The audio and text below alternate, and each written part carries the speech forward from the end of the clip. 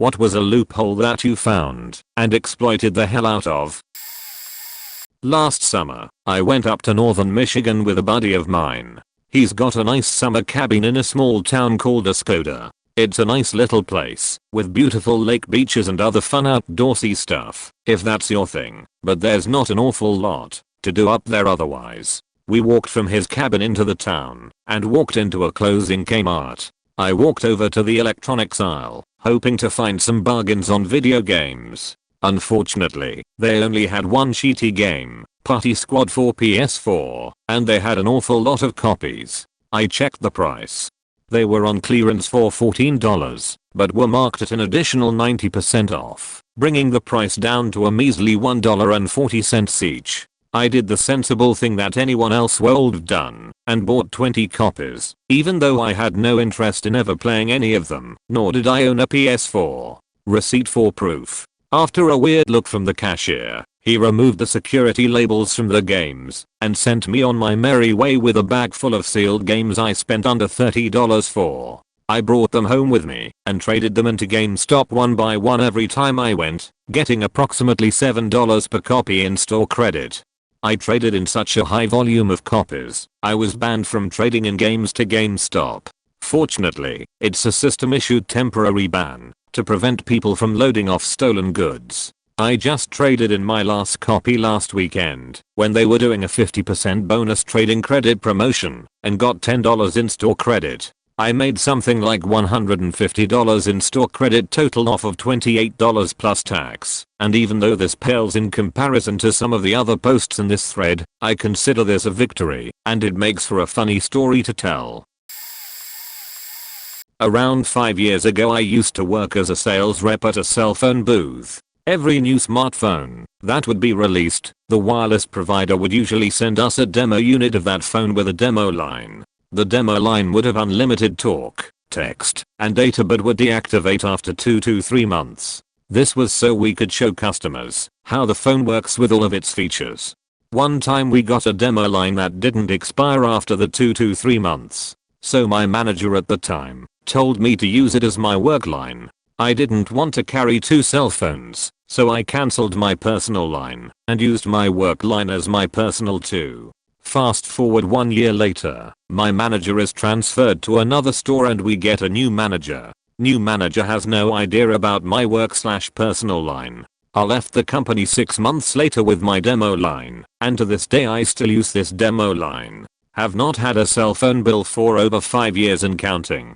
TLDR, got a cell phone line that I have been using for free for over 5 years. Edit, just to clarify on a couple of questions that come up a lot. I can upgrade the phone whenever I want, but I have to buy new phones for cash, rather than worry about contracts.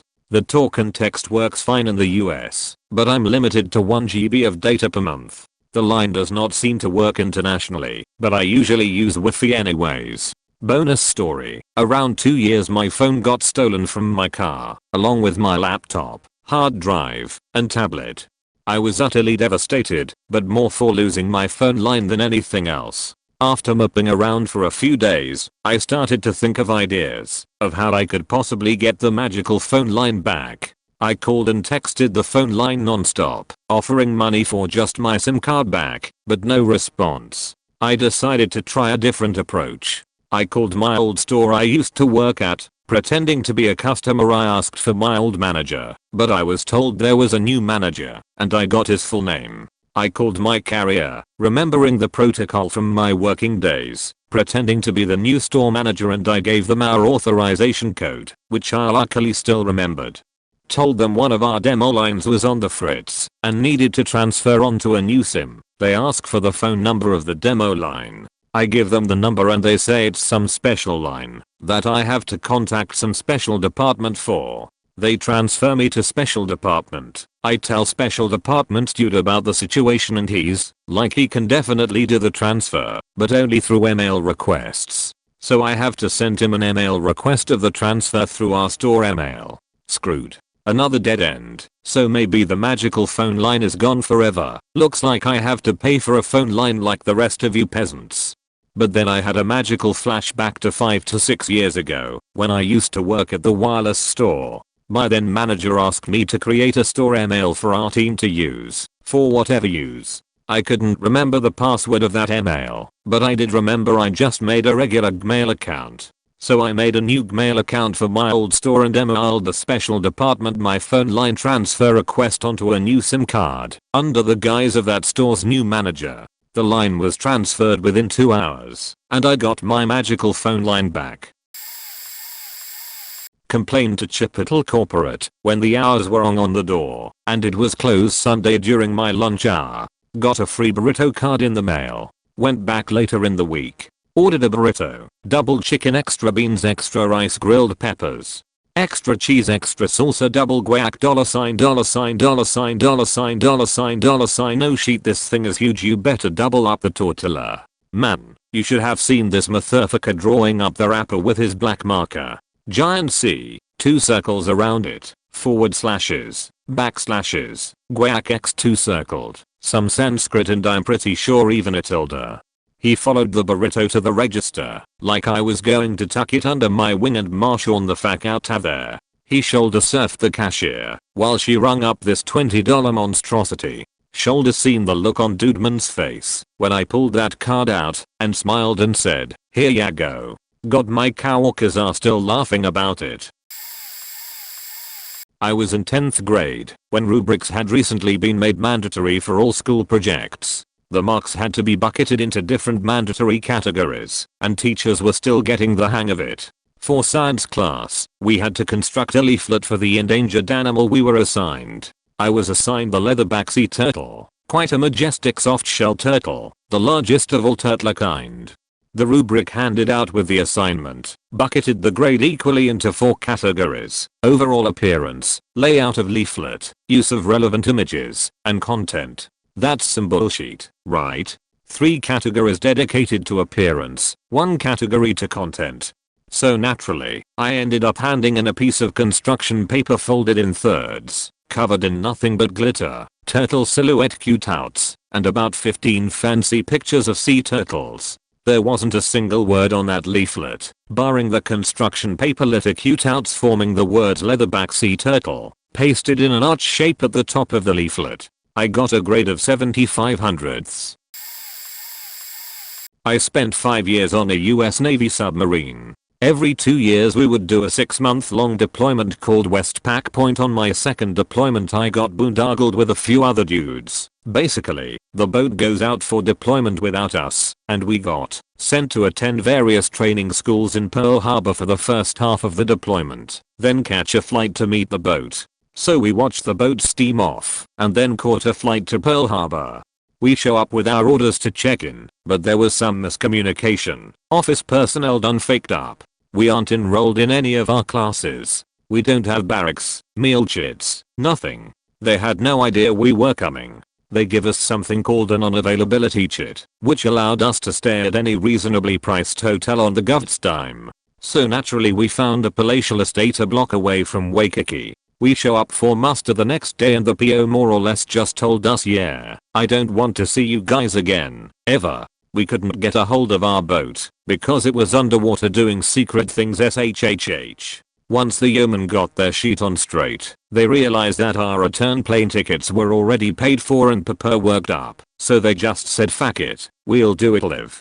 We were getting a per diem and having our housing covered by the Navy. Never had to muster for work. Never had to check in anywhere. On top of that, we were still collecting our normal pay and allowances, CPay, bar, etc. for 3 months. I grew a beard, got high as fuck as often as possible, learned to scuba dive, did some surfing, had sex with a bunch of international tourists, went on pub crawls every weekend, did some hiking, lots of snorkeling. Woke up on the beach a few times with no recollection of how I got there. Best vacation ever. Thanks, Navy.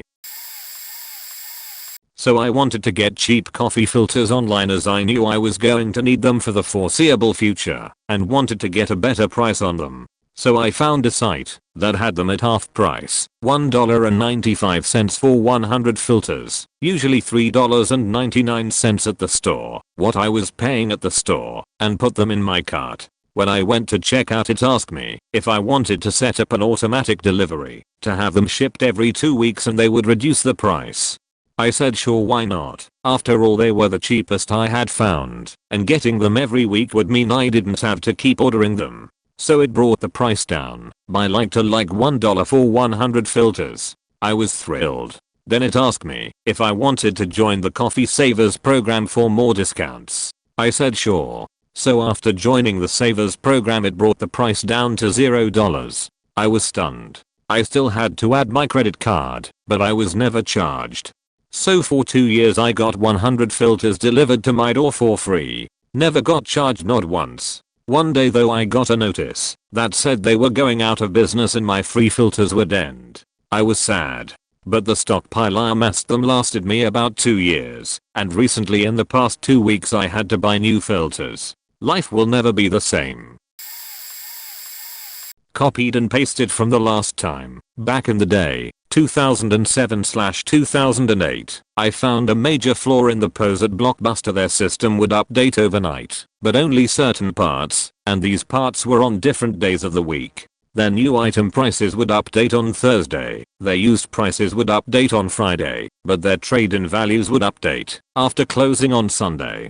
This meant if a game dropped in MSRP, its new version would first lower on Thursday morning, $49.99 to $19.99, and be cheaper than the used version. The next day, on Friday morning, its used version would be lowered, $47.99 to $17.99. The trade-in value would still be the same, usually $30 to $35, even though you could pull the game off the rack, buy it for $20, then trade in back without leaving the line. I did this a few times and felt bad, so I emailed corporate to let them know about the loophole. They told me they didn't take in information/suggestions from outside parties, essentially because they had that set up as part of their business strategy. I then proceeded to assist them in their endeavors by buying 25 plus copies of Beowulf from Best Buy for $9.99, $19.99 to $10 coupon, and trading them in for $800 in store credit. Then I repurchased all 25 copies with the store credit for $500. Then I traded them in again. Then I bought them again.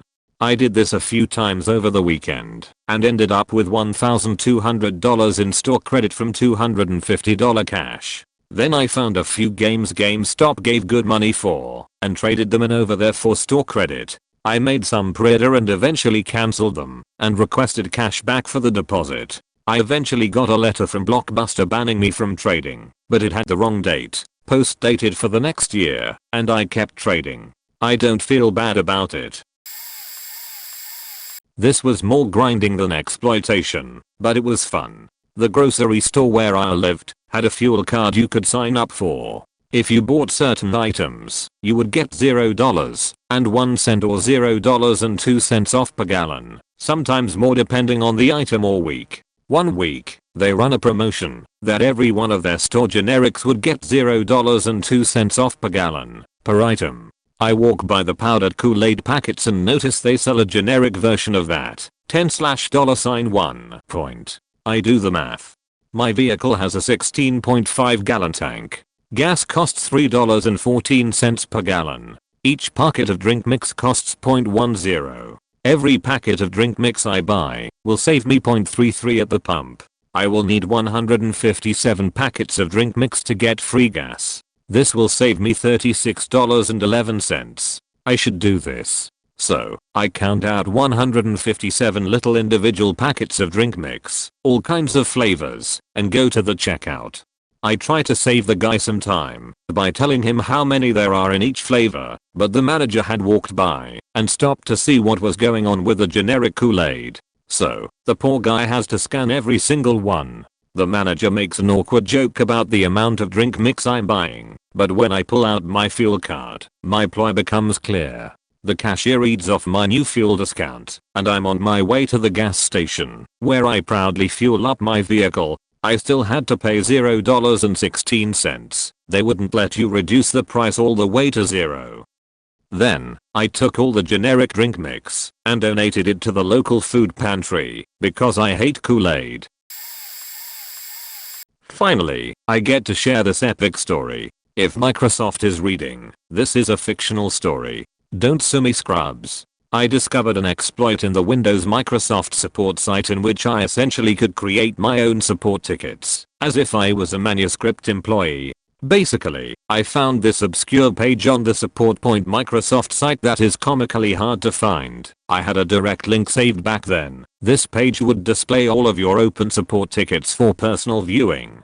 So let's say you called Sparks support about your game acting up. You know those service request, senior numbers they would give you? Each of those would display with briefcase details and action taken. What I found out was, apparently there was an old outdated feature that they planned to make public in which you could reply to the support request ticket, perhaps with more questions, etc.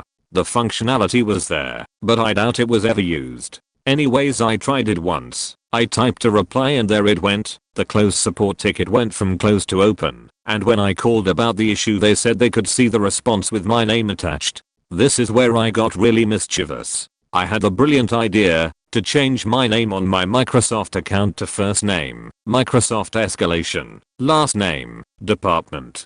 Now, every time I submitted a reply to a service request, to the agent who looked at the senior next when referenced, it would display a message from Microsoft escalation department. So then, I basically had free reign over everything, since support representatives thought or rather the escalation department had authority, so essentially they would respect the request in the ticket. Naturally, being the greedy teenage boy that I was, I exploited this trick to get tons of Sparks Live Gold time and then sell the codes for tons of profit. So here was the process.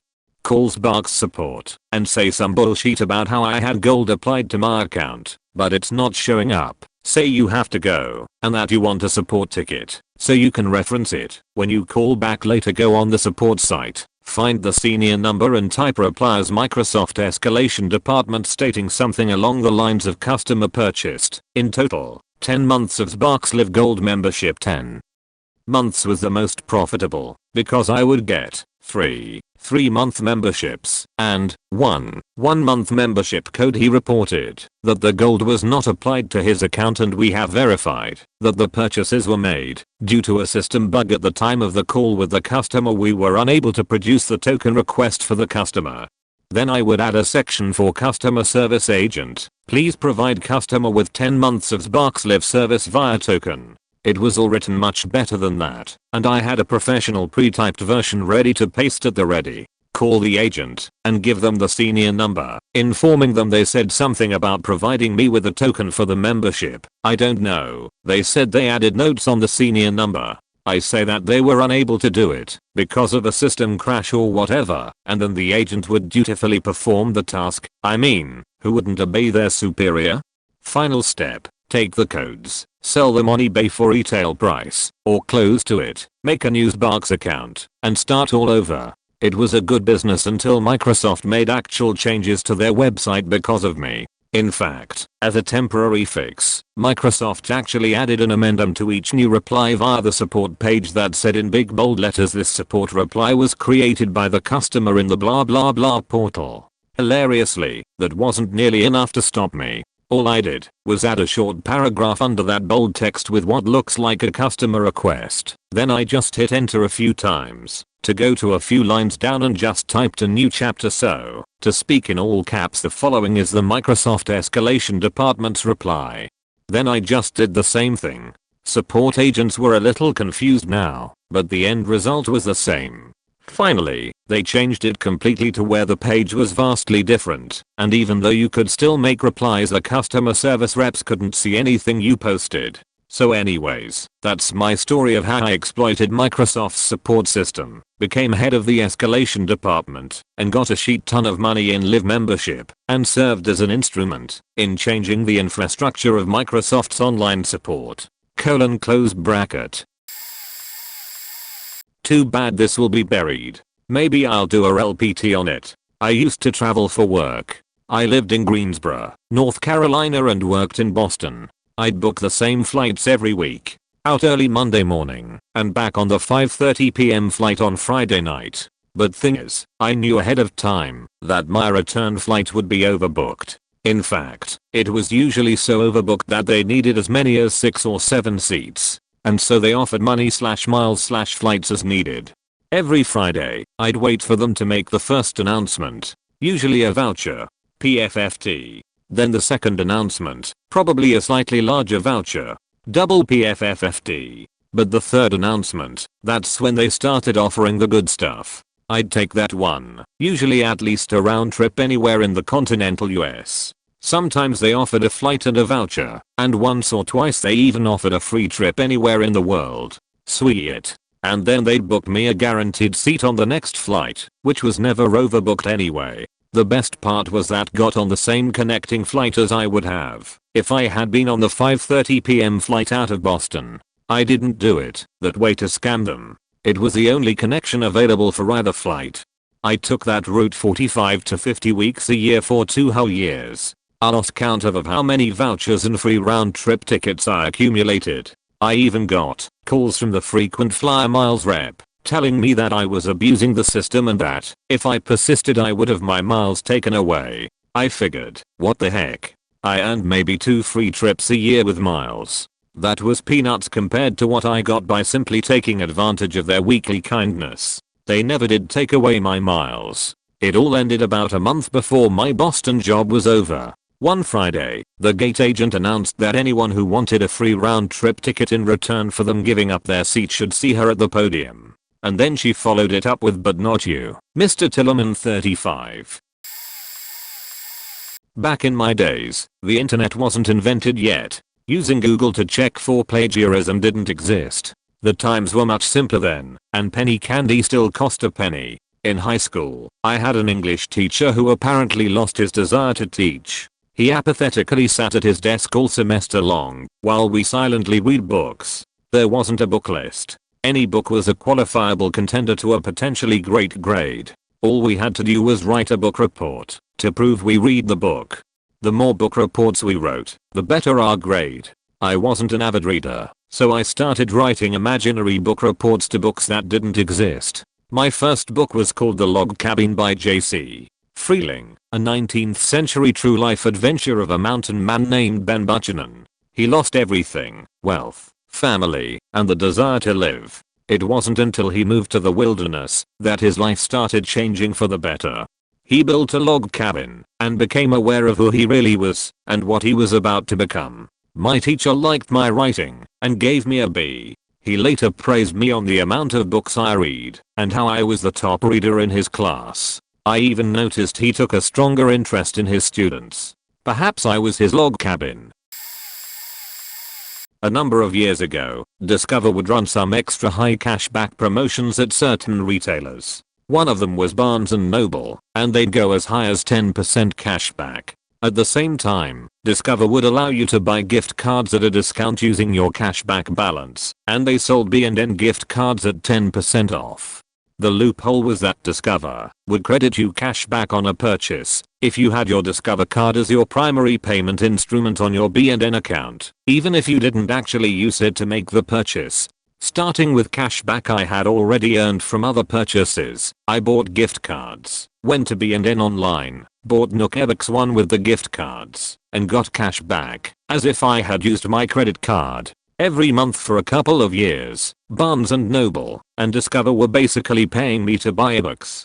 They stopped those promotions, so now I just use my cash back to buy stuff at Amazon. I did have a Nook Simple Touch at the time, but even if I didn't it was still worth it. Because Nook books are EPUBs, and they have trivial DRM that is easily cracked. Thus even if I were a Kindle or Kobo or other user, I could still buy those Nook books, crack them, convert them as needed, and read on my chosen device.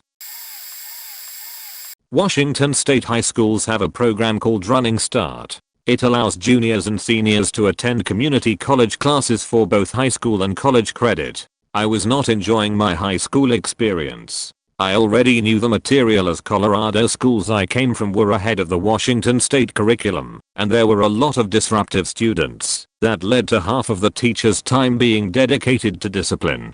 I was rapidly losing interest and my grades started to show it. Having just finished the WASL with great scores, I was called into the guidance office and offered a summer job as a tutor for my peers. I told him how much I hated the classroom environment, and he dusted off a few books and I started the Running Start program. The only class I attended at high school was a homeroom. Then I'd walk to the bus, grab a coffee, and spend the rest of my day at a community college that was right next to my house. Some classes had only a semi-final and final, so I could freely skip them and sleep or play video games at home. Another class, the teacher had quit, and it became an online course. I did very well, and by the next year I didn't even have to show up to the high school. By the time I graduated, I got an associate's degree as well. The loophole aspect is that the school hadn't used the program in many years, and the guidance counselor had no idea what he was doing, as I was supposed to be limited on the amount of classes I could take in substitution for high school classes. I got away with the logic course being counted as statistics, a forensic anthropology class as lab science, and took a full college load when I should have only been allowed 2 classes. Also, my day should have started and ended at the high school. My buddy and I were playing one of those ball dropping machines, quite similar to Japanese pachinko games, in a theme park that gave out tickets which are redeemable for prizes like huge teddy bears, stationery, souvenirs, cheap gadgets and stuff like that. After about 5 minutes of playing, we hit the jackpot bonus. The machine started going crazy and spat out tickets, as if it were having some sort of ticket diarrhea. We tried collecting as much as we could and it just kept giving out tickets. So we started giving them away to kids who were nearby. This went on for close to an hour and we were like Santa Clauses, making it rain tickets on many very happy children, parents and even a few young couples who wanted those big teddies. By the time the machine ran out of tickets, we had almost emptied out the prize booth and the park attendants didn't seem to mind at all, seeing how happy all those kids were. It was a really awesome day and some of the parents came to thank us for making their kids happy, all misty-eyed. At the end, we didn't even get to claim a single prize for ourselves that day, but hell, it was worth it seeing all those smiles and laughs. The best part was that the park crew seemed like they knew what was going on, but they didn't care enough to stop it, even though we saw them getting chewed out by their manager for not stopping the machine earlier. We had a chat with one of them later that day, and she said she knew the machine was broken and it shouldn't have been operating, but they hate that the management tweaks the machines to make winning really hard, and this was the park crew's way of getting back at them. So every so often they would stuff that machine full of tickets and just let it run. A few years back, when Activision decided to pull the plug on Guitar Hero, Toys R Us decided to sell all their copies of the game for $10 bucks. The guitar/drum set was going for $30. I saw the article online and hit up every single store in my area. They were sold out since that afternoon. I sat there, defeated. I had always wanted the entire set, and I had owned previous copies, but I never wanted to dish out the cash for the entire kit. Then it dawned on me, an idea so far-fetched, it was genius. I decided to go for a Hail Mary. Best Buy has a price matching policy. I didn't even think about it. I shot out towards the nearest store. I walked in and saw all the games, and kits were still full price.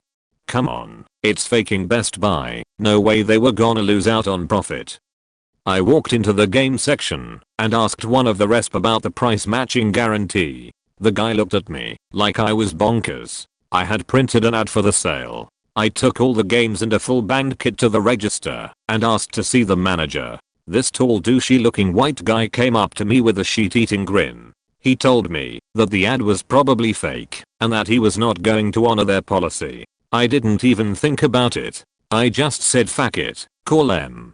He picked up the phone with a look that said the ball's on this guy, and he got in touch with the local store. He asked about the promotion. He went faking pale. Immediately, there was a look of fury in his gaze. The manager then turned around and could barely mutter the words to the cashier, honor the discount. She just stood there, thinking he was joking. The manager said, do it, and just proceeded to walk away. Even his stride told a story of his anger. The cashier gave me the discount, and in a cocky tone, told me it was still going to be around $50 bucks. I smiled and took out a rewards coupon.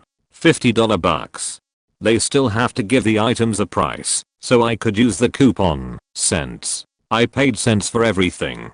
I went home a proud man. I beat the system. A few days later, I met a guy that worked at one of the Best Buy stores. I told him my story. He started to laugh. It turns out Best Buy sent out a memo to not honor the price matching guarantee unless the competitor had the items in stock. The idiot manager didn't bother to ask that simple question. Suck it, baby. Receipt for proof. http://imga.com/edit. I never post. Excuse my lack of cool blue imga hyperlink. In geography class for 4th grade, our class was split into groups of 4 and given a book full of sheets of questions. Example questions would be like, what is the largest mountain chain in South America? Or how many continents border the Mediterranean Sea? Each sheet was supposed to be done at home individually, and then on Friday you were supposed to go meet with your group and then share the answers. Then, the teacher would go over the answers and keep score for all of the teams. 8 to 10 questions per sheet, 10 points per correct answer. Every 6 weeks, we would do a competition to earn more points. It was Jeopardy style, where you, the teacher, would read a question and you had to press a button first to be able to answer. She had a special toy that she used. At the end of the competition you could wager the points, like you do in Final Jeopardy. The teacher seemed to try to divide the class into fair groups. Each group had equally smart kids and not so bright kids. However, I felt like my team was definitely the reject team. I had one girl who always brought in completely wrong answers on her sheets. One kid wouldn't even do his sheets, and the last girl tried her best but wasn't quite up to paragraph. One team had 2 students that were very bright. They were honor students all the way through high school. So after the third 6-week Jeopardy competition, we were in last place by a fairly substantial margin. The dream team was in first, of course. However, I was the last one on my team chosen to do the 6-week Jeopardy competition, and that was what allowed me to find the loophole in the competition. The questions that the teacher would use for the Jeopardy competition were from the questions in the previous 6 weeks, but the final Jeopardy question was always one random question from the sheet exactly 4 weeks ahead in the sheets we used. So, the first Jeopardy competition questions were from weeks 1 to 6, but the final question, where you can wager all of your points, was one question from week 10. So all year long I have to answer all the questions on our sheets. Since none of my teammates were capable, I had to sit there and watch my teammates go into the Jeopardy competition and come out in last place. And to top it off, the teacher kept this huge shiny scoreboard created with colored construction paper updated each week, and it was hung by the front door of the classroom, so you could see it on the way out. So going into the final Jeopardy competition, I went ahead in the sheets and studied all of the questions on the sheet 4 weeks ahead of the current week. By the time we got to the final wager, I had built up a decent sum of points to wager. And to add to that, the teacher let us wager all of the points we had accumulated the entire year in the final question of the final Jeopardy. I remember the entire class being shocked, because this was a brand new rule she threw in at the last second. So of course, I wagered all of my team's points from the entire year to try and double up. I remember we had something like 1700 points, whereas the top team was like 4000 to 5000. So the teacher reads the final Jeopardy question and my eyes light up. I had figured out the loophole and was about to cash in big time. I was the only team representative to answer the question right. It was the question about how many continents bordered the Mediterranean Sea question. However, it was only enough to propel us into second place, because the top team did not wager many points, or they were so far ahead I can't remember which one it was. I'll still never forget the smile on my teacher's face when she saw my answer to the final wager with all my team's points on the line. I made a respectable income last year from a loophole in Amazon's payment system. Somehow, I discovered that if you use a prepaid debit card with little or no money on it, they would still let the order go through, but then it would later make you revise the payment method. Since it would give you 3 to 4 days to change the payment, you could retreat to charge the BS card up to 3x. To add even more time, I would find items on crazy sales, like 50% plus off, and essentially lock in the price. Once the price went back to normal, I would list it for slightly below whatever the lowest price was, and hope that someone would buy it. Once someone would buy said product, I would change the payment method to my actual credit card, and put in their shipping information. This maybe took me 1 to 2 hours a day to find deals, keep track of inventory, and ship orders. My main sources for deals were Camel, Slick Deals, and Amazon Daily Deals. The beauty of this was that there was absolutely no risk. If an item didn't sell for a few days, or the price didn't go back up, Amazon would just eventually cancel my order. If it sold after Amazon cancelled my order, I would just contact customer support to match the price. If a customer wanted to return, I would just tell Amazon the item was defective, and give the customer my free return label. Hell, even for orders under $35, in which I would use a Prime account for free shipping, I would get a refund on my prorated Prime account, since it would get revoked in about 3 to 4 months, since I was shipping to too many different addresses. Unfortunately, Amazon eventually caught on to me having too many cancelled orders, and banged my buying privileges. The loophole also doesn't work anymore, as Amazon will now just cancel orders that don't go through. This lasted for about 1 year, and I made about $40k doing this. TLDR, I discovered a get rich quick scheme that actually made me a decent income with little effort and no risk. A local small town radio station ran a Christmas contest where they would play a Christmas song backwards. They would usually pick the modern version of a classic song, to make it tougher to identify. A few coworkers and I listened to the radio all day, and were familiar with the contest. The first couple songs were so hard, that they had to replay them hourly throughout the day, sometimes not getting a winning caller until the evening. These were the days of Windows 95, which came with a simple sound recorder program. The program could record from the mic, and had all of about one feature, reverse playback. We taped a PC microphone to a clock radio. We had one person responsible to record, reverse, and identify the song. He would email the rest of us. In advance, we would identify a daily winner who would call in and win. The contest ran for 2 weeks. To avoid being caught, we would skip the days when the prizes were less entice. 4 of us each took home 2 great prizes. I won a Back to the Future DVD box set, and a $100 gift card to the local skate shop. I used my girlfriend's name when I won the second time, and had her claim the prize. I managed to get free internet for a few years. Here in Australia, as some of you may have heard, we have dreadful internet. During the time I discovered this exploit, I was living with my family after leaving the army. Now they were pretty easygoing with their internet usage, but me, well, I needed as much as possible for BF4. So I had recently downgraded my home bundle to a USB 4G stick to save a cancellation price, and it only cost me $30 a month. Now my family's ADSL home internet that was running at a terrible 400 kb/s speed and was only on about 100 gigs a month. Basically, what I did was ring up the telco company and complain about their terrible service, considering we paid the same amount as people who had awesome speeds, and that they skipped our street when installing fiber internet to another suburb. The deal I managed to strike up was that I would use my wireless broadband 4G stick. I upgraded it to an awesome portable modem, and my family I would use that as my internet.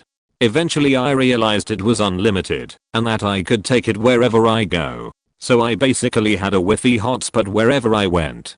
Best part is that I'm still on the same deal a few years after, and am not even living at home anymore. I just click a link in an email each month and off it goes. Best I have done in a month is 2.5 TB of data. PPIC for proof. http imgur.com/tkft1yw. This wasn't my loophole, but my grandfather's. He turned 18 in 1944 and was called in by the draft office shortly thereafter. He got his papers to report to the army on X date. So, he quit his job, put all of his things in storage, and reported as specified. Once he checked in, they gave him a roll of all of the other draftees. The co told him to read off all of the names, check everyone in, and then have them all swear in unison. Then he was to have them load up onto the train and head on their way. After they all left on the train, my grandfather checked back in with the co. The co was surprised to see my grandfather there. When asked, my grandfather said he did exactly what he was told. He swore everyone in and loaded them on the train. The co asked him if he took the oath as well. My grandfather said no, because he wasn't instructed to do so.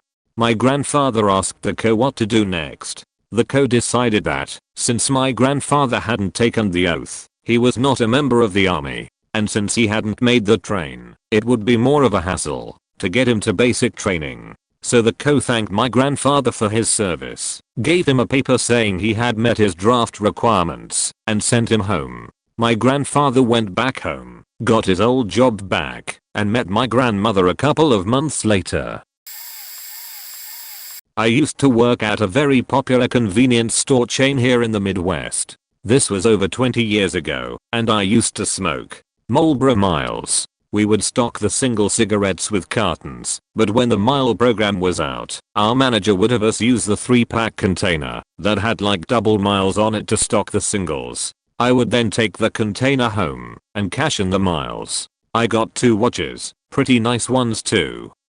Swiss Army, a huge lumberjack pullover which I still use to this day, a really nice sleeping bag / blanket, and various trinkets. Marlboro cigarettes too. Marlboro had this promotion to buy 3 packs and get 2 free. We had hundreds left over after the promotion was over. The 2 free packs had not 4 sale on them. I was allowed to stock the 3 as singles and take home the 2 free ones. Took home 5 or 6 cartons of Marlboro 100s. Had to share with cowhawkers. Finally Marlboro 3, double bonus. When the Saturday newspaper came out, it was called the 2-star edition. Then the Sunday paper would come out, and they called it the 3-star edition. We always had 2-star editions left over, and if I knew there were cigarette coupons in there, I would clean out all of the 2 stars. Coupons counted as cash in our drawers. I could buy Marlboros with any coupon, same as cash. And if the Marlboros had manufacturer coupons on the carton, we could stack. I quit smoking November 27th, 2007. My time to shine. Maybe nobody will read this, but it's definitely a worthy loophole. So my senior year I had to go to what would basically be considered a prison school closed access, 8 to 10 students per teacher, random K9 checks and a uniformed guard at all times. As a post-secondary enrolled senior who was into anime and building computers, I was basically overlooked. So most of the coursework for the classes there happened on some new program that had just been released the year prior. It had all of the courses in both text and video format, homework assignments, and scheduled testing. So the first trimester, I did my best to get good grades. Not easy for a senior in a mob of juniors and sophomores, but despite my efforts, I managed to only take 1 of 2 tests in economy and maybe 1 homework assignment. It's not that I didn't understand the coursework, it was just such a poorly prepared course that I wanted nothing to do with it. So needless to say, coming grading time, no mid-tree reporting either, I was as nervous as could be, for I had almost certainly flunked that class. Until I got my report card and saw it was my highest grade.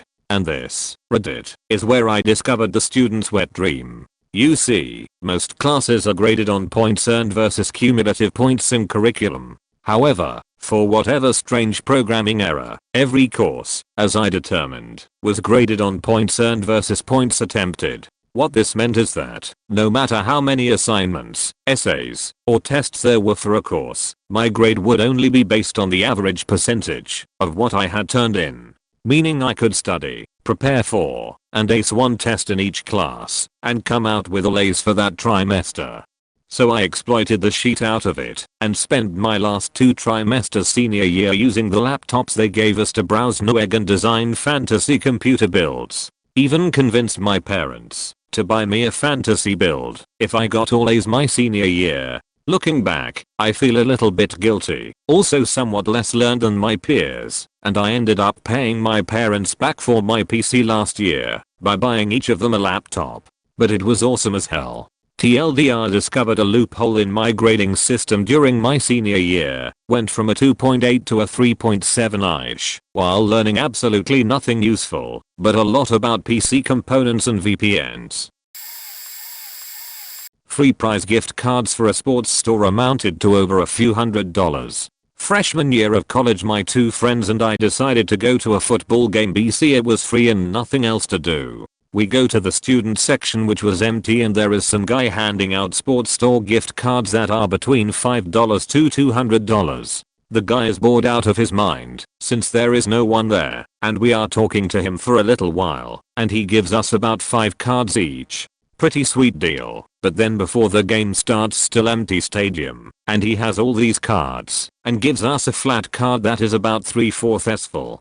We took a few stacks each of it, and left the rest on seats around us. We were pretty stoked and realized we had too many cards to check all the balances, so we each grabbed a few to see if we could use multiple in store. So that weekend we went into the sports store, but the store told us only one can be used per transaction, so all we bought was a few ping pong balls. Then light bulb went off. We thought we would give online a shot. Little did we realize the amount of cards we had. If only $5 a piece would still add up to a decent amount of money. We started by each of us adding one thing we wanted into the cart. After we all put one thing in, we would add the prize gift cards to see where we were at. We all ended up with about 4 to 9 items each, and were able to get hats, jerseys, clothes, shoes, anything at the store. We got quite a few $20 cards, a handful of $50 and up as well. So we all got a ton of free stuff legally. Flat of cards. I'm an Uber driver. Throwaway last year, Uber cut their rates and it hurt really bad. What was once a decent job became one where I was making below minimum wage, if I were lucky. I wanted revenge. So I used a little hack to collect money from them. There was no way to request yourself as a driver without getting caught, but it was easy to use another phone with another profile to request yourself. Since Uber had so many drivers and so few employees to monitor shenanigans, I figured I would fly under the radar. So I created a fake passenger account and would request myself to meet their hourly fare guarantees. Uber always runs these guarantees after price cuts to get drivers used to driving for less money. Since the app saw that I was logged in for the hours, I would get paid Uber's guarantees while I went out and did Lyft rides because fuck Uber. At the end of it, I ripped Uber off for about $6,000 and quit. I can tell people that Uber literally paid me to go drive for Lyft. It felt so good to get my revenge from a company that had done everything in its power to complete ruin the lives of its drivers. Every driver I knew was suffering after the cuts. FFWD 1 year, and they cut their rates once again. I don't know how they survive. Please tip your driver. They can't admit that they are suffering because it leads to low ratings. I assure you they are.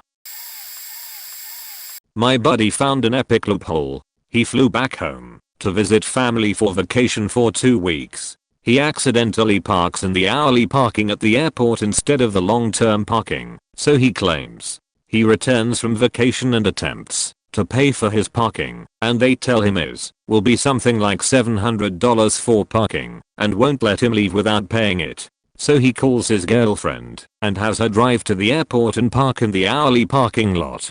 She gives him her ticket, and then he gives her cash and tells her to tell the teller that she lost her ticket. Lost ticket rate was a flat rate, which was expensive if you were only there for an hour or two, but it was incredibly cheaper than parking in the long-term parking for 2 weeks. So his girlfriend pays something like $30 or $40 for a lost ticket, and he gets free parking since the ticket he got from his girlfriend said he was at the airport less than 30 minutes. TLDR buddy goes parks an hourly parking lot at airport for 2 weeks. Has girlfriend drive to airport and park in hourly parking lot, so she gets a time-stamped ticket. He gets her ticket and parks for free. His girlfriend only has to pay the cost of a lost ticket. Buddy saves hundreds of dollars in parking fees.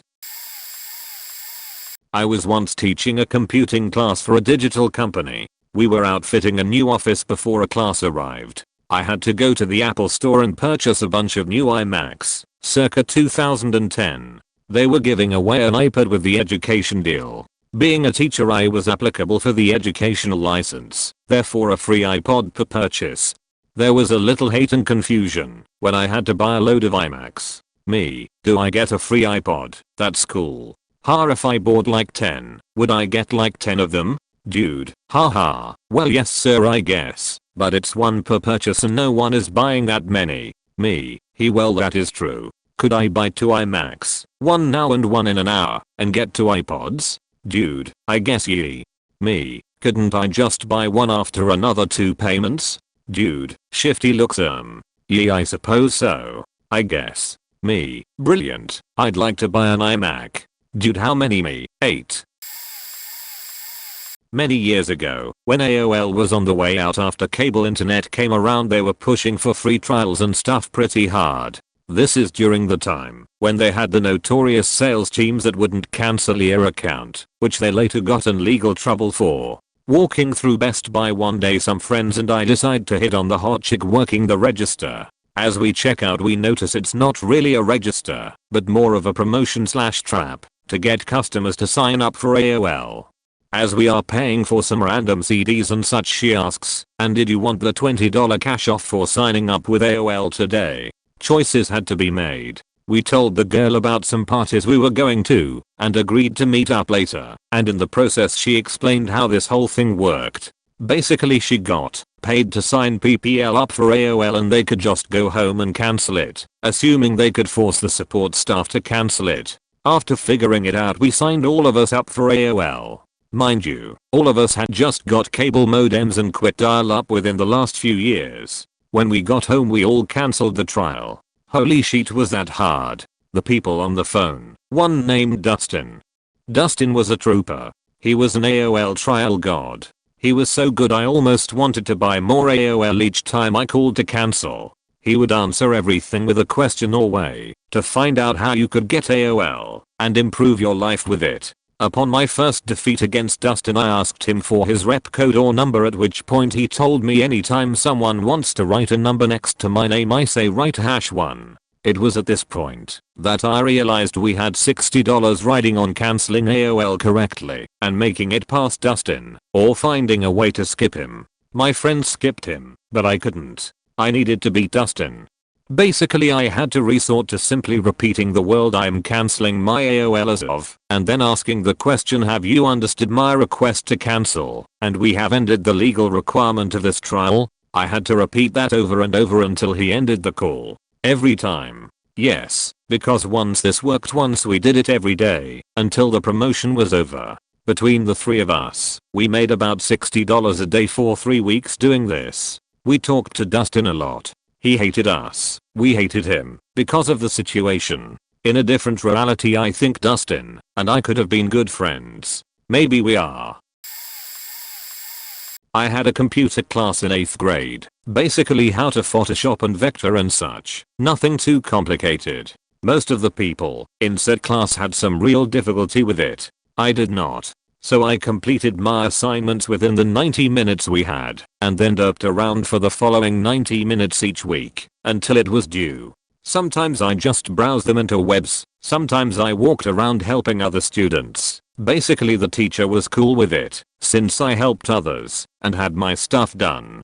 The computers were somewhat locked down. You couldn't access C, / or use the task manager, or download, zip, or RAW files. Such things. I could, however, edit shortcuts. So the shortcut to the designer thing, the vectoring program, was suddenly changed to C, program files /designer instead of C, program files /designer /designer.exe, and I could open the folder. I installed Process Explorer, alternate task manager to replace the one that was blocked on the machine I always used, and it just started from there. This was really some years ago, so I ended up installing some instant messenger too, back when Skype wasn't a thing yet, and chatting was still cool. And then, one day, I was browsing some innocent things in class, had already done my work, and my tab closed. I thought, that's odd. I reopened it and kept browsing. A few seconds later, it closed again. I noticed the mouse zip there this time. Oh, that's how you want to play it? I went to Designer and started to draw some random things, looking like I was working for a few minutes. And then when I was off the hook, I figured out which program they used to remotely watch my screen, used my fake Designer shortcut to find it, used Process Explorer to force quit it, and then just deleted it off the HDD. The admin never again accessed my PC, just seeing it as a fly I'd expect. It's a bit of a legitimate loophole, since I wasn't doing anything bad, but someone thought I should be working when I had nothing to do, and I stopped him from checking. And then a few months later we all played Warcraft 3 on the networked school machines, because it was pretty easy to bypass their security. I learned how to beat tower defense maps in school. Who else can say that about their education? Used to live in a really bad apartment building. The cockroach infested, drug dealers on every level, management not giving a shit, or doing anything about the complaints we put in kind of bad. Came home one morning to a pool of blood in the elevator. Decided it was time to move after 6 weeks. Problem was that I had signed a 1-year lease. Researched and found that if I could find someone to take over the lease, then I could get out. However, first I needed to notify the building management in writing and request permission to have someone assume the lease. After a bit of digging through the Landlord-Tenant Act, found out that management had to respond in writing within 7 days. Also found out that if they said no or just plain didn't respond, I held the right to terminate my lease without penalty. Sure enough, on day 8, I had not received any word from management, so I drafted up my "fuck you, I'm out" letter. The look on the girl's face was priceless. Me, "I'm out. Here's my notice." Her, "Who is taking over the lease?" Me, "Don't know, not my problem anymore." Her, "What do you mean it's not your problem anymore?" Me, "You had 7 days to respond to my request to have my lease assumed. You failed to do so. Therefore, as per Article 20th, can't remember which one, of the LT Act, I'm out to here. Adios muchachos." Not me, but my dad has basically lived his life finding loopholes. My dad never became famous or successful to any huge degree, but he was very good with math. He's told me a few stories that make me think he was some kind of Ferris Bueller or 21 in his heyday. At some point, he was at a casino and figured out an algorithm to always win a certain game. This was back in the 70s, so things weren't super encrypted, but he made a bit of money. He always said a gambler would have kept doing that till he got in trouble. I didn't. I left when I had double what I walked in with. Another time, and I'm not entirely sure how he did it, but this was back in the 70s too. He failed every math test and somehow accidentally got an A for the course. This may have been some of those first-gen computers back in the day. I don't know. I found an old Atari 400 or 800 in the attic though. I don't know much about the man's history. I know he got conscripted to Vietnam the month they changed the lottery system and somehow got out of it. He was going to go for a naval position on an aircraft carrier. Somehow found a loophole there too, I guess. I think my dad's character is best found when back in the 90s, we were semi-poor and dumpster dived for most of our furniture and stuff. We found an old Mac still functional. We got it working, and to our surprise, found the previous owner's entire credit card history. He said, "Son, we reposers. We don't steal," and proceeded to wipe the hard drive clean. He always found a loophole, as long as he didn't steal.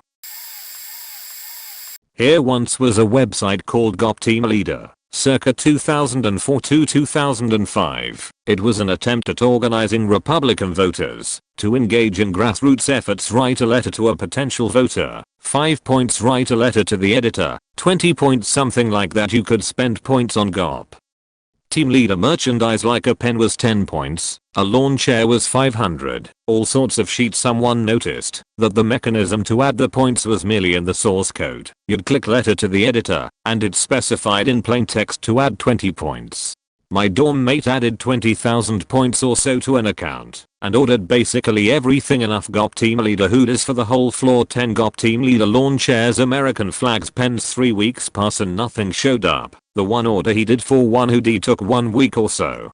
2 more months pass, and I get a text, "Dude, you have to see this." The second floor lobby was turned into GOP Team Leader headquarters. American flags on all the tables, hoodies by size on the tables, lawn chairs in circles, koozies, pens, all sorts of tchotchks, and 4 gigantic boxes that are GOP Team Leader gear arrived in somewhere. I have a picture of this. Edit. Guy just informed me he still has some GOP Team Leader mugs.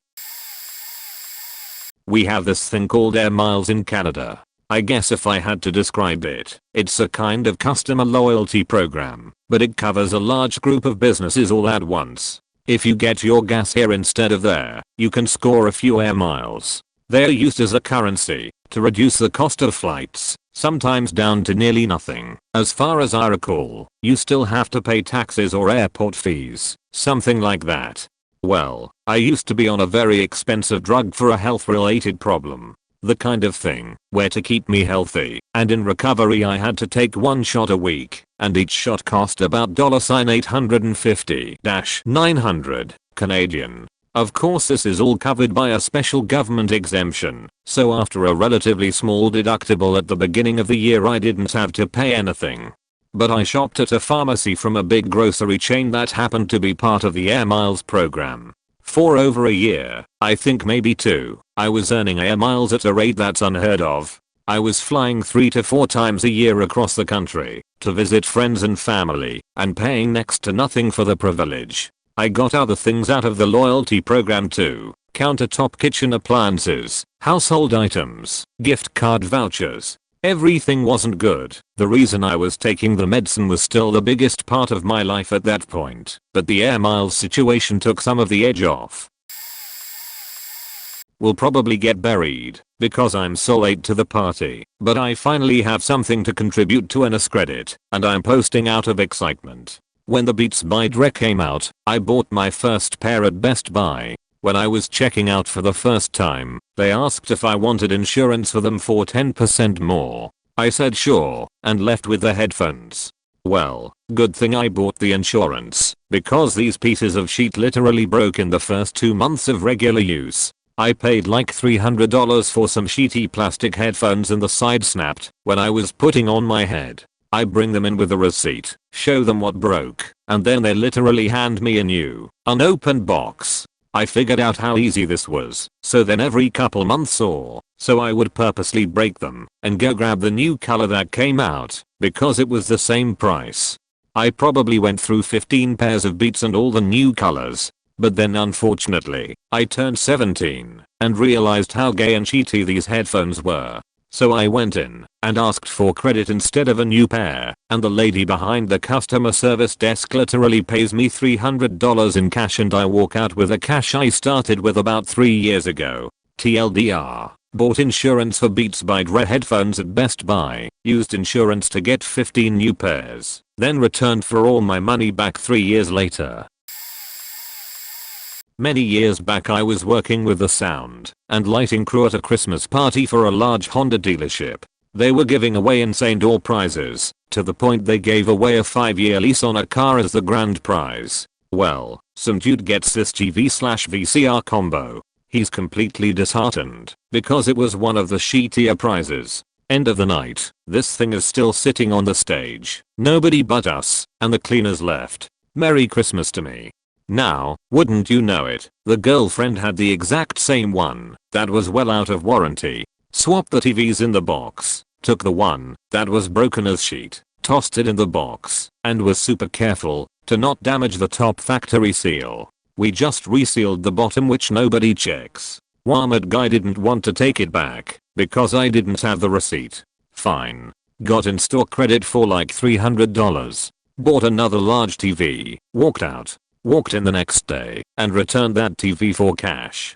Again, they gave me a hard time, but you'd be amazed at just being polite and firm will get you. Can't count the amount of times I've returned sheet to Walmart. Never feel an ounce of regret as I hate that corporation. Nevertheless, I don't do it anymore as I'm not a kid with too much time on my hands, nor do I want to ever step foot in one again.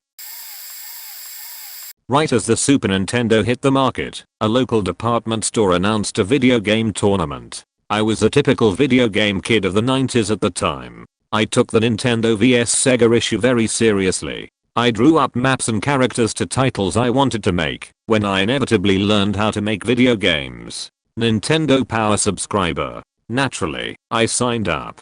This wasn't the lauded Nintendo World Championships, mind you. This was a small-time event being run by a department store manager in the local shopping mall. There was no custom game cartridge involved. The game was the still incredibly new Super Mario World, and the contest was simply score as many points as you can in X minutes. Might have been 10 minutes, might have been 5.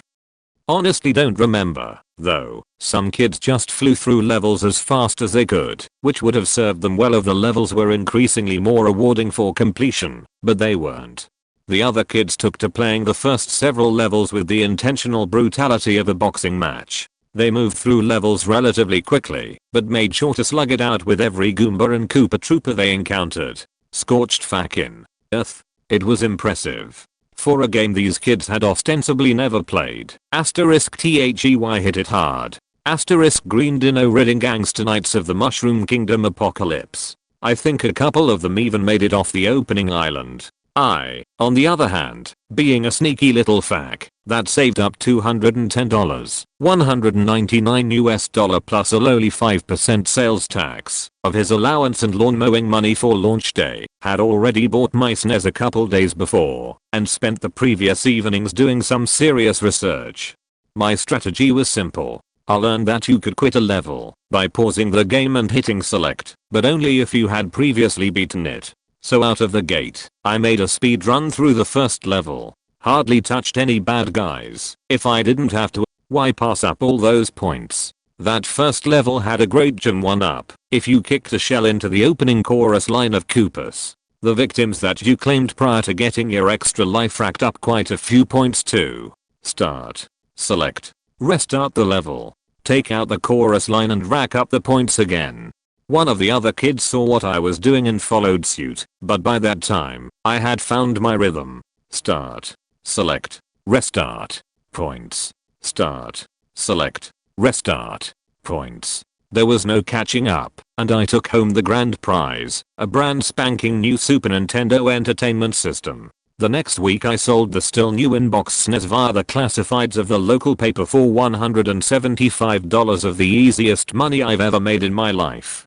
Or, alternately, made the bleeding edge video game beast that I trained on cost all of $35.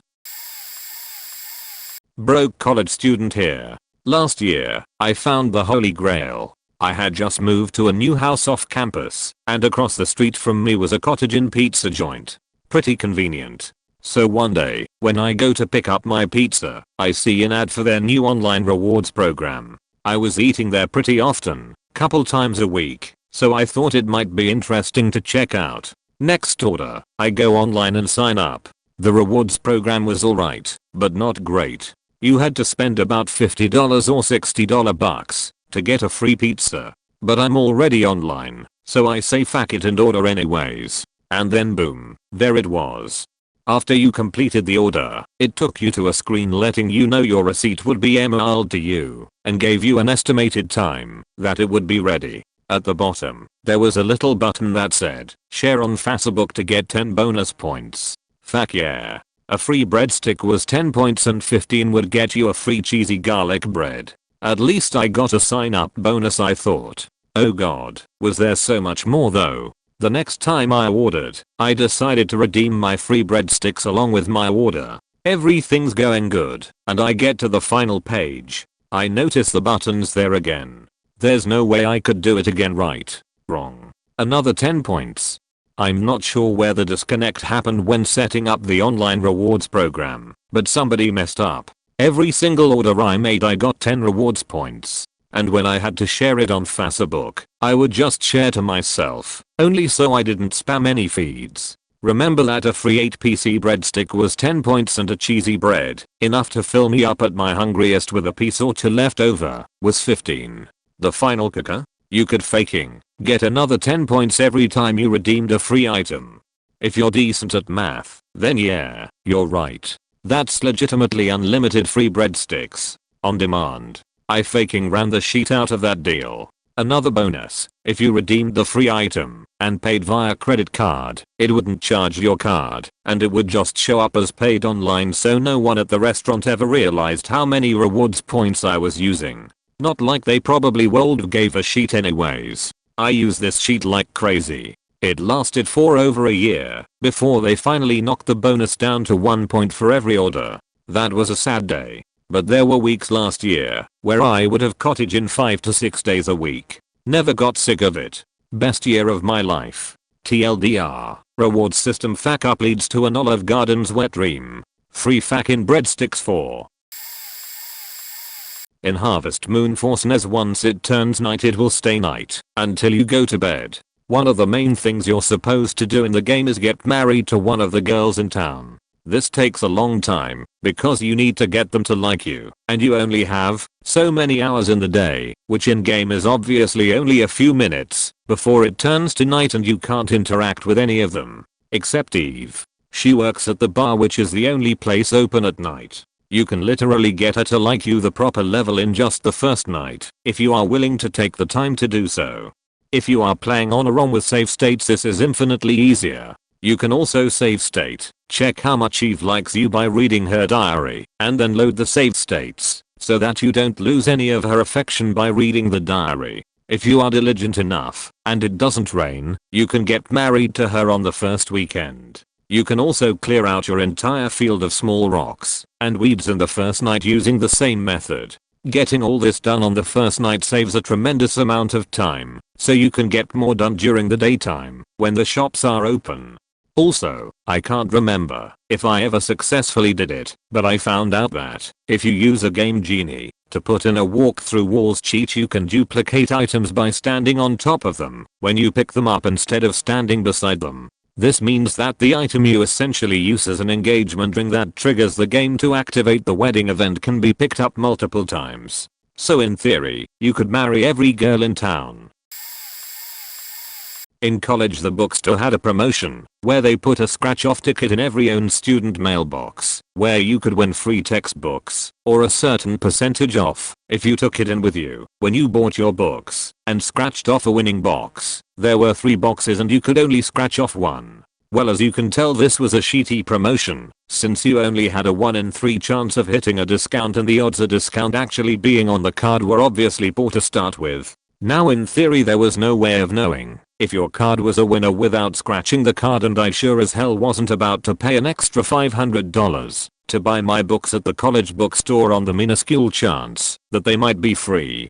This train of thought seemed to be very prevalent throughout the whole student body, however, and the vast majority of students were throwing their scratch-off ticket away before they even left the mailroom. Well, by a happy coincidence, I discovered that if you held an unscratched of ticket up to a very bright light, that you could decipher the prizes beneath. So I rounded up all of the discarded scratch-off tickets, over 100 of them, in the trash can, and began examining each card looking for the winning card or cards. Well, lo and behold, after checking each card, I had found absolutely 0 winning cards of any kind, excluding a free t-shirt or 2, and promptly tore the cards up, cussed the greedy university I was attending, and hurried off to the class I was now late for. TLDR, there are no loopholes in getting your books from the university bookstores, because college bookstores aren't satisfied with faking you straight up the ass. They also prefer to not use lube while telling you they've already applied it. I was an infantryman during the run-up to Operation Iraqi Liberation. Yes, this was before Command realized that calling your Operation Oil wasn't good PR. I had gotten very sick, and my first sergeant sent me upstairs to act as our company's training NCO. For civilians, the training NCO in a unit is the person in charge of handling all the paperwork that the co and first sergeant don't want to do. Basically, I filled out the boxes on the forms, and they signed them. We knew that we were going to be in Iraq months before any civilians, so we had a couple guys go AWOL in mid-2002. They came back after a week or so, then left again, and so on. Arca was furious about it, but he had to follow the UCMJ, Uniform Code of Military Justice, when it came to their punishments.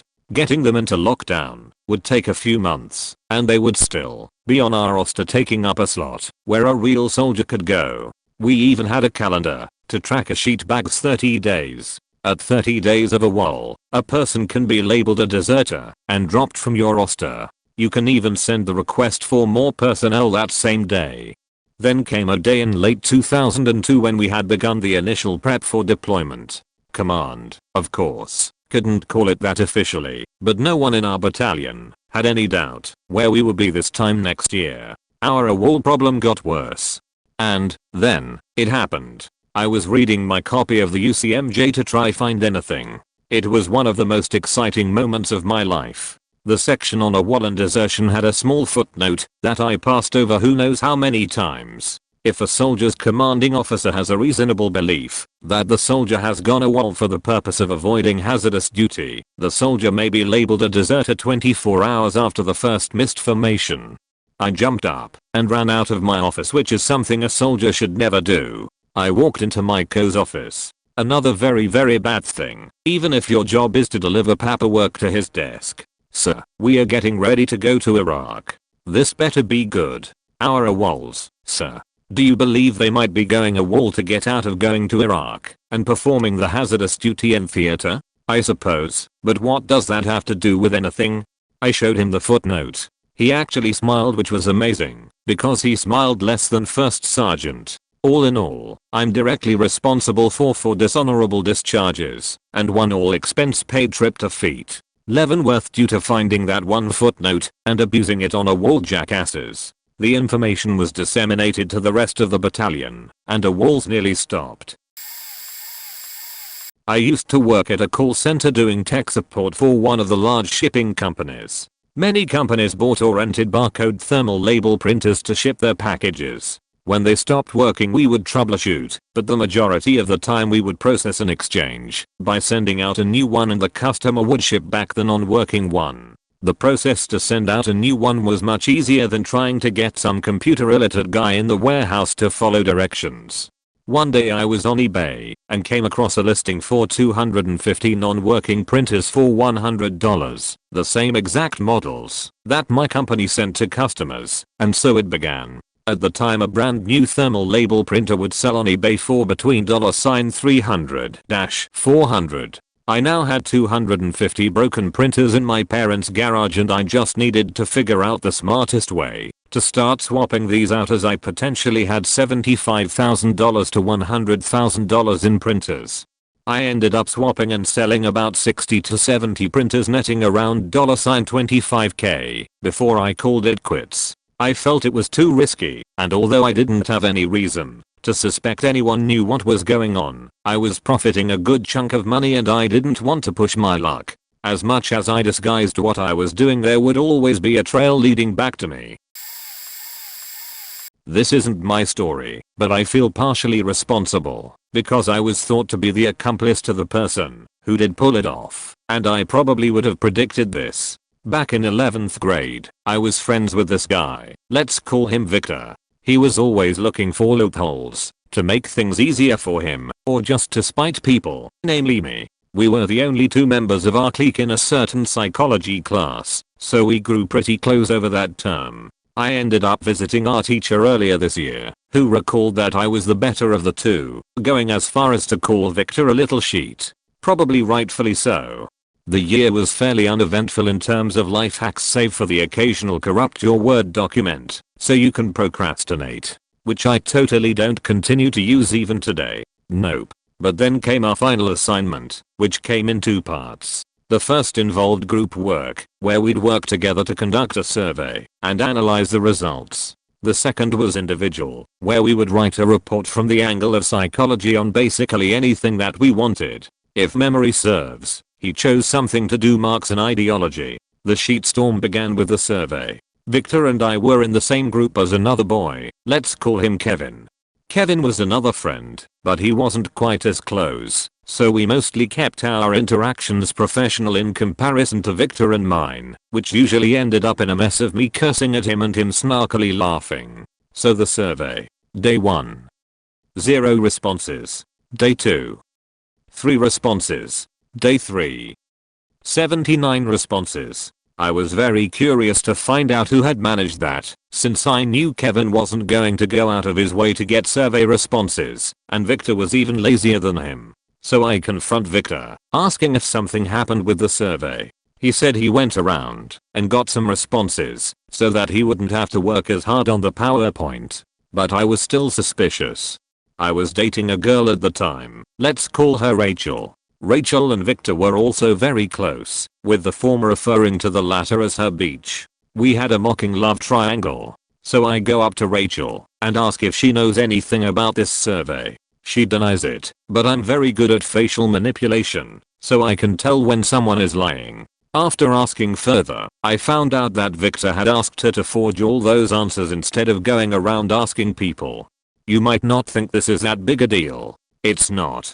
The big deal was the fact that he did it behind my back, and that she didn't clear it by me despite knowing that I was working with Victor on it. So I go nuts at Victor, and he, being the little sheet he is, assured me that our teacher would never know, and that everything would be fine.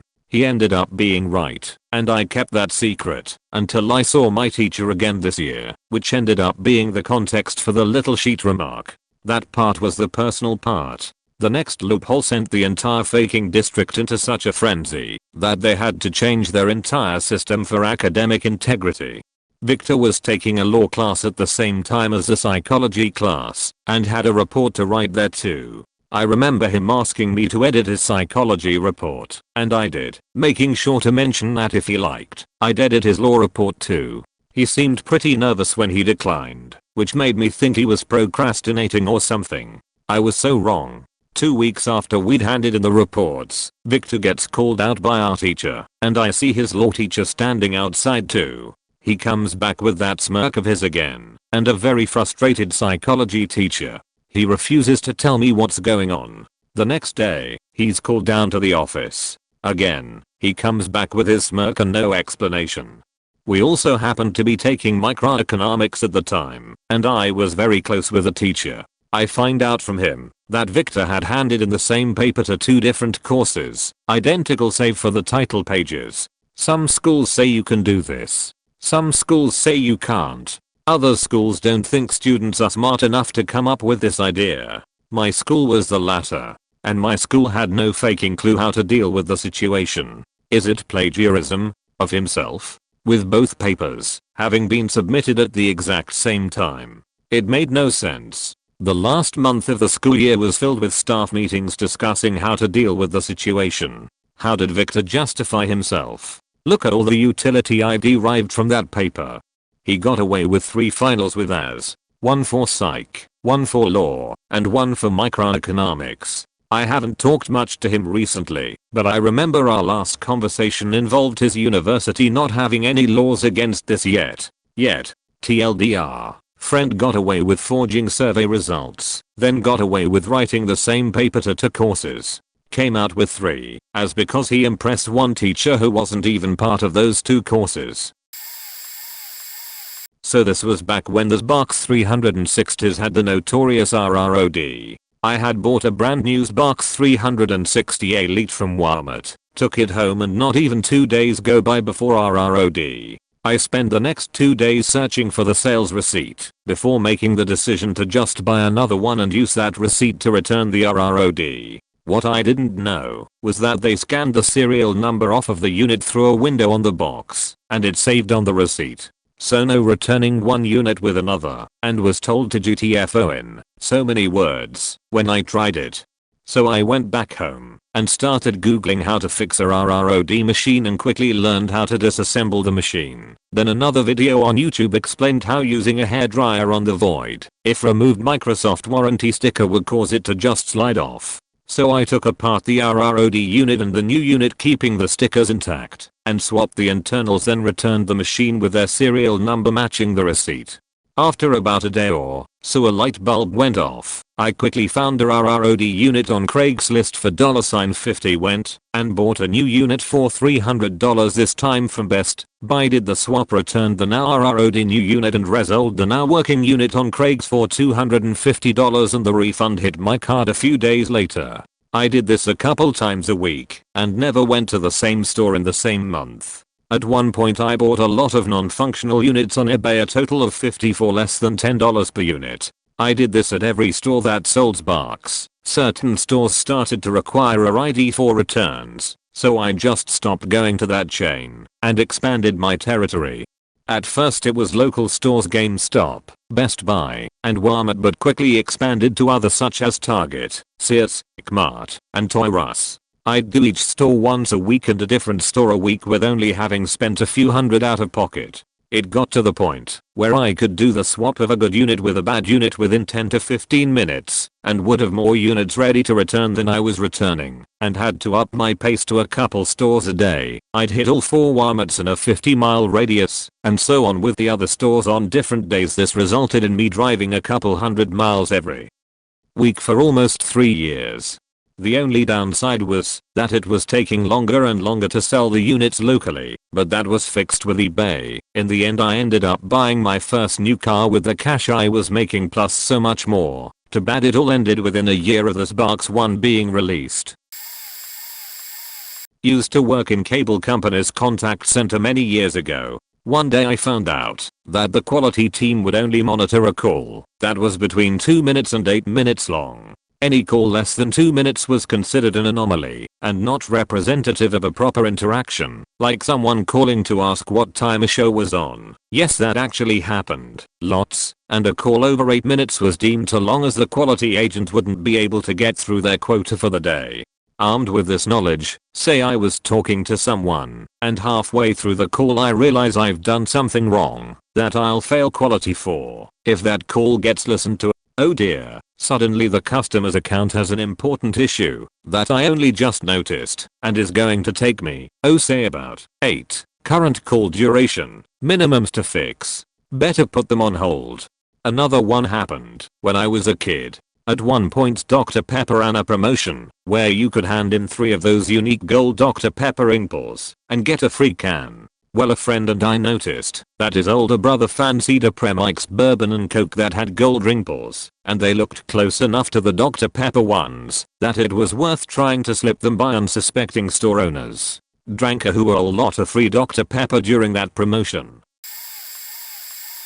Back in the mid 1980s, my high school had a payphone in the hallway by the lockers near the south entrance. In the years before everybody and his brother and his dog had cell phones, this is what we kids used to call our parents or our coke dealers, or whatever. At the time I had a pen pal in another state, you know, snail mail letters, with stamps, in the mail, that turned into a long distance relationship. Since my mother would never allow long distance calls from home, I would save up batches of quarters to feed into the payphone so I could talk to my distant girlfriend during lunch break. You would dial the number and the Beaching Betty recording would announce something like please deposit $1.25, please.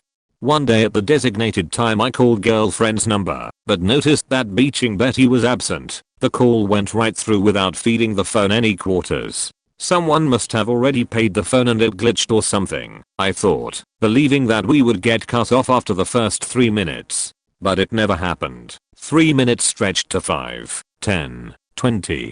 For some inexplicable reason, the payphone had glitched. It happened again the next day, and the next.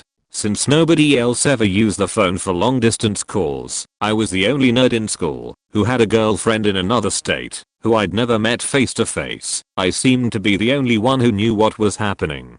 So I started getting bolder. I started calling random numbers around the country. Then I went international, looking up country codes and prefixes to see what I could connect to. At one point I random crank called a pizza joint in Sydney, Australia, and ordered a large pepperoni from 10,000 miles away, until they asked for a callback number one didn't have, and I hung up. In the pre-internet era, a 15-year-old connecting to distant continents was a thrill like no other. I felt like Kevin got a Mitnick, even though I had done nothing to cause this glitch. I wasn't a freaker, just some random putz who stumbled upon a telephonic gold mine. Then, around day 6, Bell Atlantic apparently discovered the cock-up and fixed it. No more globetrotting over the phone wires for me. But it was totally worth it.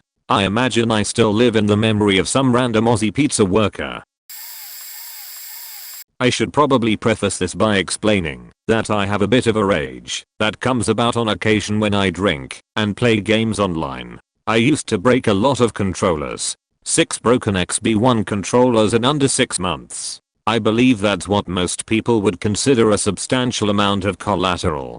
So every time I'd break a controller I would drive on up to a Walmart, buy an identical wireless controller, wait a day, place the broken controller in the new box, and return it. All I ever heard was, "What's wrong with it?" Most of the time the controller had been so nearly obliterated that it'd have to be glued back together to remain in one piece. 5 times I had returned my broken controllers. On about the 4th or 5th time I didn't even bother waiting to return the controller the next day. I'd just buy it, replace the new controller with the broken one in my car, and walk back inside for a full refund. The sixth time, about 2 or 3 days after Christmas, I thought fuck it, and shattered my last controller as I normally had, because the wear had dimmed down the sensory on the right trigger. I then proceeded to drive up to Walmart to swap it out inside my car. However, this didn't quite go according to plan. When I went inside, the returns employee went about their usual "what's wrong with it" runaround, and I said the analog stick wasn't exactly functional, as it drooped out of its socket. She then proceeded to open the box, look at the controller, pop the battery cover off, and began mumbling the numbers to herself. Then she put the box up next to the broken controller in the air to examine and compare the two serial numbers so that I could see what she was doing as she was doing it. "This isn't the right controller. This doesn't go with this box, hahaha," sheet. And I said, "Huh, really? Well, that's interesting. Are you sure?" She then looked down for a second and looked up with that "are you faking joking right now" look, and I held my expression. "Sir, this says you bought this controller 10 minutes ago." Damn, she was good. I tried to give her the most emotionless expression I could muster. She proceeded to put the broken controller back inside the box, handing me the intended returns. "You win this round, Shantae." To this very day, I have yet to return any more controllers to Walmart. TLDR, I used to replace my broken controllers to Walmart for new ones on the free. My sophomore year at college, a local Papa John's ran a promotion where they were giving away 1,000 pizzas for free. Straight up free, as long as you had the voucher. Not BOGO. Not with the purchase of another item. Free. I think it was to promote their new online ordering service. They physically printed what I assumed were 1,000 coupons, which were distributed around campus. One fell into my possession. I forget how at this point. This was 10 years ago. It had a lengthy numerical code, let's say 17 digits, on it, which I was supposed to enter on their website to claim and order my free pizza. A second coupon fell into my friend's possession. The exploit, out of curiosity, I compared his code to mine and noticed something rather curious. The first 7 and last 7 digits were exactly the same on both of our coupons. Only the middle 3 digits were different. The thought occurred to me instantly, all possible combinations of 3 digits, if we include 000, equals 1000. I almost wrote the thought off just as quickly, though. It can't be that simple, can it? I'll let my friend know about my theory. We run back to our dorm room to log on to the website and enter a code, a different code from either of ours. We use the same 7 beginning and ending digits, but I chose 3 different middle digits at random. Code accepted. Holy faking sheet. You can figure out the rest of the story. We ate free pizza for the rest of the semester. Not every number we tried worked, as some must have already been redeemed. But we got a solid 40 free pizzas. This was a biggie. Back when mom and pop shops still sold Verizon, we used to process the insurance claims for customers. They'd come in with a water damaged phone, or lose their phone, and need it replaced. We'd get them a loaner, and then process the claim, along with the $50 deductible. Well, as soon as my buddy realized the insurance company was in no way connected to Verizon, and they didn't exchange data like whose phone had been replaced, and what IMEI number they did a claim on, well, it was open season. Customers used to come in with brand new Motorola RZRs, and we would do 3, maybe 4 claims on the same phone.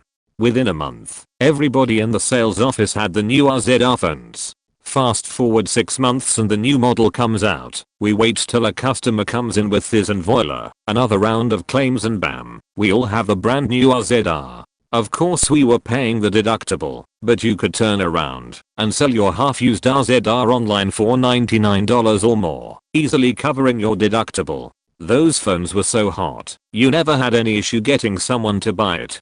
This went on for 2 years until I left. Shortly thereafter, apparently we weren't the only ones doing the same thing, and the insurance company busted some dealership in Florida and several people went to jail for fraud. They were double dipping by charging double the deductible, then pocketing the extra. Then when the new phone came, they would tell the customer they replaced their phone with the previous model and give them some used Pose phone they had in stock. Then they'd sell the insurance phone for a premium price online. They made a faking killing, but it was the death knell. After that scam, the Verizon dealers were barred from handling insurance claims after that. In high school, our login access to computers and a private network drive/folder to save files to. Since the computer would delete any files created after logging in, we all saved our files on the private network drive/folder, which we could access from any computer on campus upon logging in. It was managed by a novel login system to manage computer access for everyone at the school, from the principal and teachers to students alike. Everyone would save their files to their own private network drive/folder. Using boot to USB option loaded and ran a program that would list local user login information. Discovering that the admin username to the local machine was set with no password. Check different systems. They all had the admin username set as a local admin user.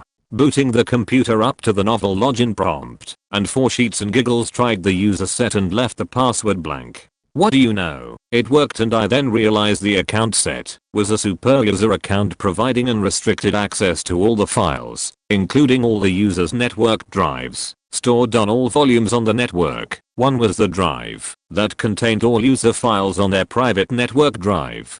One kid found out how to do it by watching me login, and about a week later I was called to the school resource officer, but I only spoke to the principal and vice principal, who had been alerted when a student user suddenly had super user rights. The kid, I came to find out, he set his own user account to a super user, and he turned me in saying I was the one that showed him how to do it. I asked them if they had any proof of my wrongdoings on the network via the server log files. The head school systems sysadmin said he did not.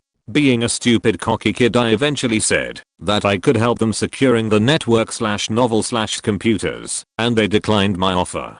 I told them that if I had done what they alleged me of doing, I could have deleted every single file on the network and the backups to it, but told them theoretically I wouldn't have done that. I expected leniency, and boy was I wrong. They suspended me with the reason violation of network policy. The principal stated that she did not need evidence of wrongdoing, that if they thought I did it, they could suspend me/find me guilty without solid evidence. I got a week-long vacation suspension for it, and before I left, I accessed the super user again, and happened to find the guy that ratted me out suddenly lost all his files unexpectedly, and no backups could restore his files, since the backup drives all were discovered to have a blank folder with everything else untouched. Around 2004-ish, I discovered some new .com video game company was trying to be a Reb Games or GameStop, but they were trying to operate online only. They did online trade-ins. You would go to their site and pick what games you were trading in. They would tell you the value that they are currently giving. You'd make a list, and they'd let you print from their site a free shipping label to mail the games in.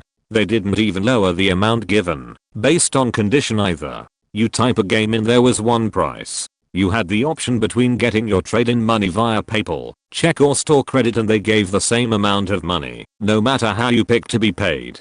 I went to webgames.com, who was famous at the time for having tons of sub $5 games and free shipping if you were a member of their awards club. I typed in some of the cheap EB games into this new game site and saw that games going for under $5 at EB had trade-in values of $15 to $30 at the new site. I tested the waters and sent in 10 $2 games. They accepted them. I had over $200 in my PayPal account from one transaction. They literally had no limits. You could send in 10,000 copies of one game and they would pay out. I realized then I had a money-making loophole at my disposal. I proceeded to buy every game under $5 from ebgames.com. It came in a huge box in one shipment. I went to the new game site, typed in all the games I was wanting to trade in, slapped on their free shipping label, and took the £50 box to the post office. About 2 weeks later, I had over $4,000 in my PayPal account. I proceeded to do this for a few months, but EB Games never got huge stock in cheap games in again. So it would be smaller shipments for as little as $50, sometimes up to $300 at a time, but I pretty much cleared out EB Games online. A few months later, I go to the new game site one day, looking at trade-in values and seeing what I could get from them. They have a bulletin posted on their homepage. They say they are closing down shop and that the interest for their site never reached the levels they wanted, blah blah blah. And that was the day my hustle was over. TL. Doctor bought stupid cheap games from EB Games and traded them into a new online game store that had huge trade-in values for very old crappy games. I worked at a company for about 6 months that had its own employee canteen. It was buffet style, where you paid a fixed amount for all you can eat. To access the canteen, we passed through turnstiles. The turnstiles had an optical code reader on top that would scan a ticket which would give you access. The tickets, good for a week, 5 meals, were purchased at another machine just outside the canteen. This machine that sold the tickets accepted credit cards. One could insert the card, which was still sticking about halfway out, and then press a button to authorize payment. Then the machine would print the ticket, while a small LCD screen would show payment accepted. I noticed one day that the ticket started printing a fraction of a second before the payment accepted would flash on the screen. The next week, I was ready with my hand on the credit card to quickly remove it as soon as I heard the printing start. I didn't know then showed no payment accepted on the screen, yet the ticket still came out. I checked my credit card later and found no payments made. After about 3 months of free lunch, one day the ticket dispensing machine was out of order for a couple of days. When it was back online again, this exploit no longer worked. The time I got $350 of music for free from iTunes. When I was 14, 15ish, I was buying songs on iTunes on my iPod when I realized that my balance hadn't gone down for my purchases. So clearly I saw my opportunity at once. I bought $350 worth of music and movies as fast as I could before the balance updated and suddenly said minus $345 or something like this. I freaked the flip out when I discovered that my genius loophole was not paying off at all and my mum's credit card was about to bear the full amount owing. Well, my mum came to me and was not amused about current transactions the next day, and I assured her that it was just some mistake and I'd try to sort it out. Sorry for putting you at risk, mum. I am a old Apple support, and pleaded my case desperately. The balance showed I had money, so I didn't know I was racking up debt. They responded weeks later and refunded me for 3 of the songs. Just 3. They said they don't usually do more than that for mistaken transactions. That barely changed the situation at all. Everyone at school had a great time laughing at me when I told the story at this point, and they all kept thinking I was so dumb to try and scam Apple like this, and I would have to find a way to pay it.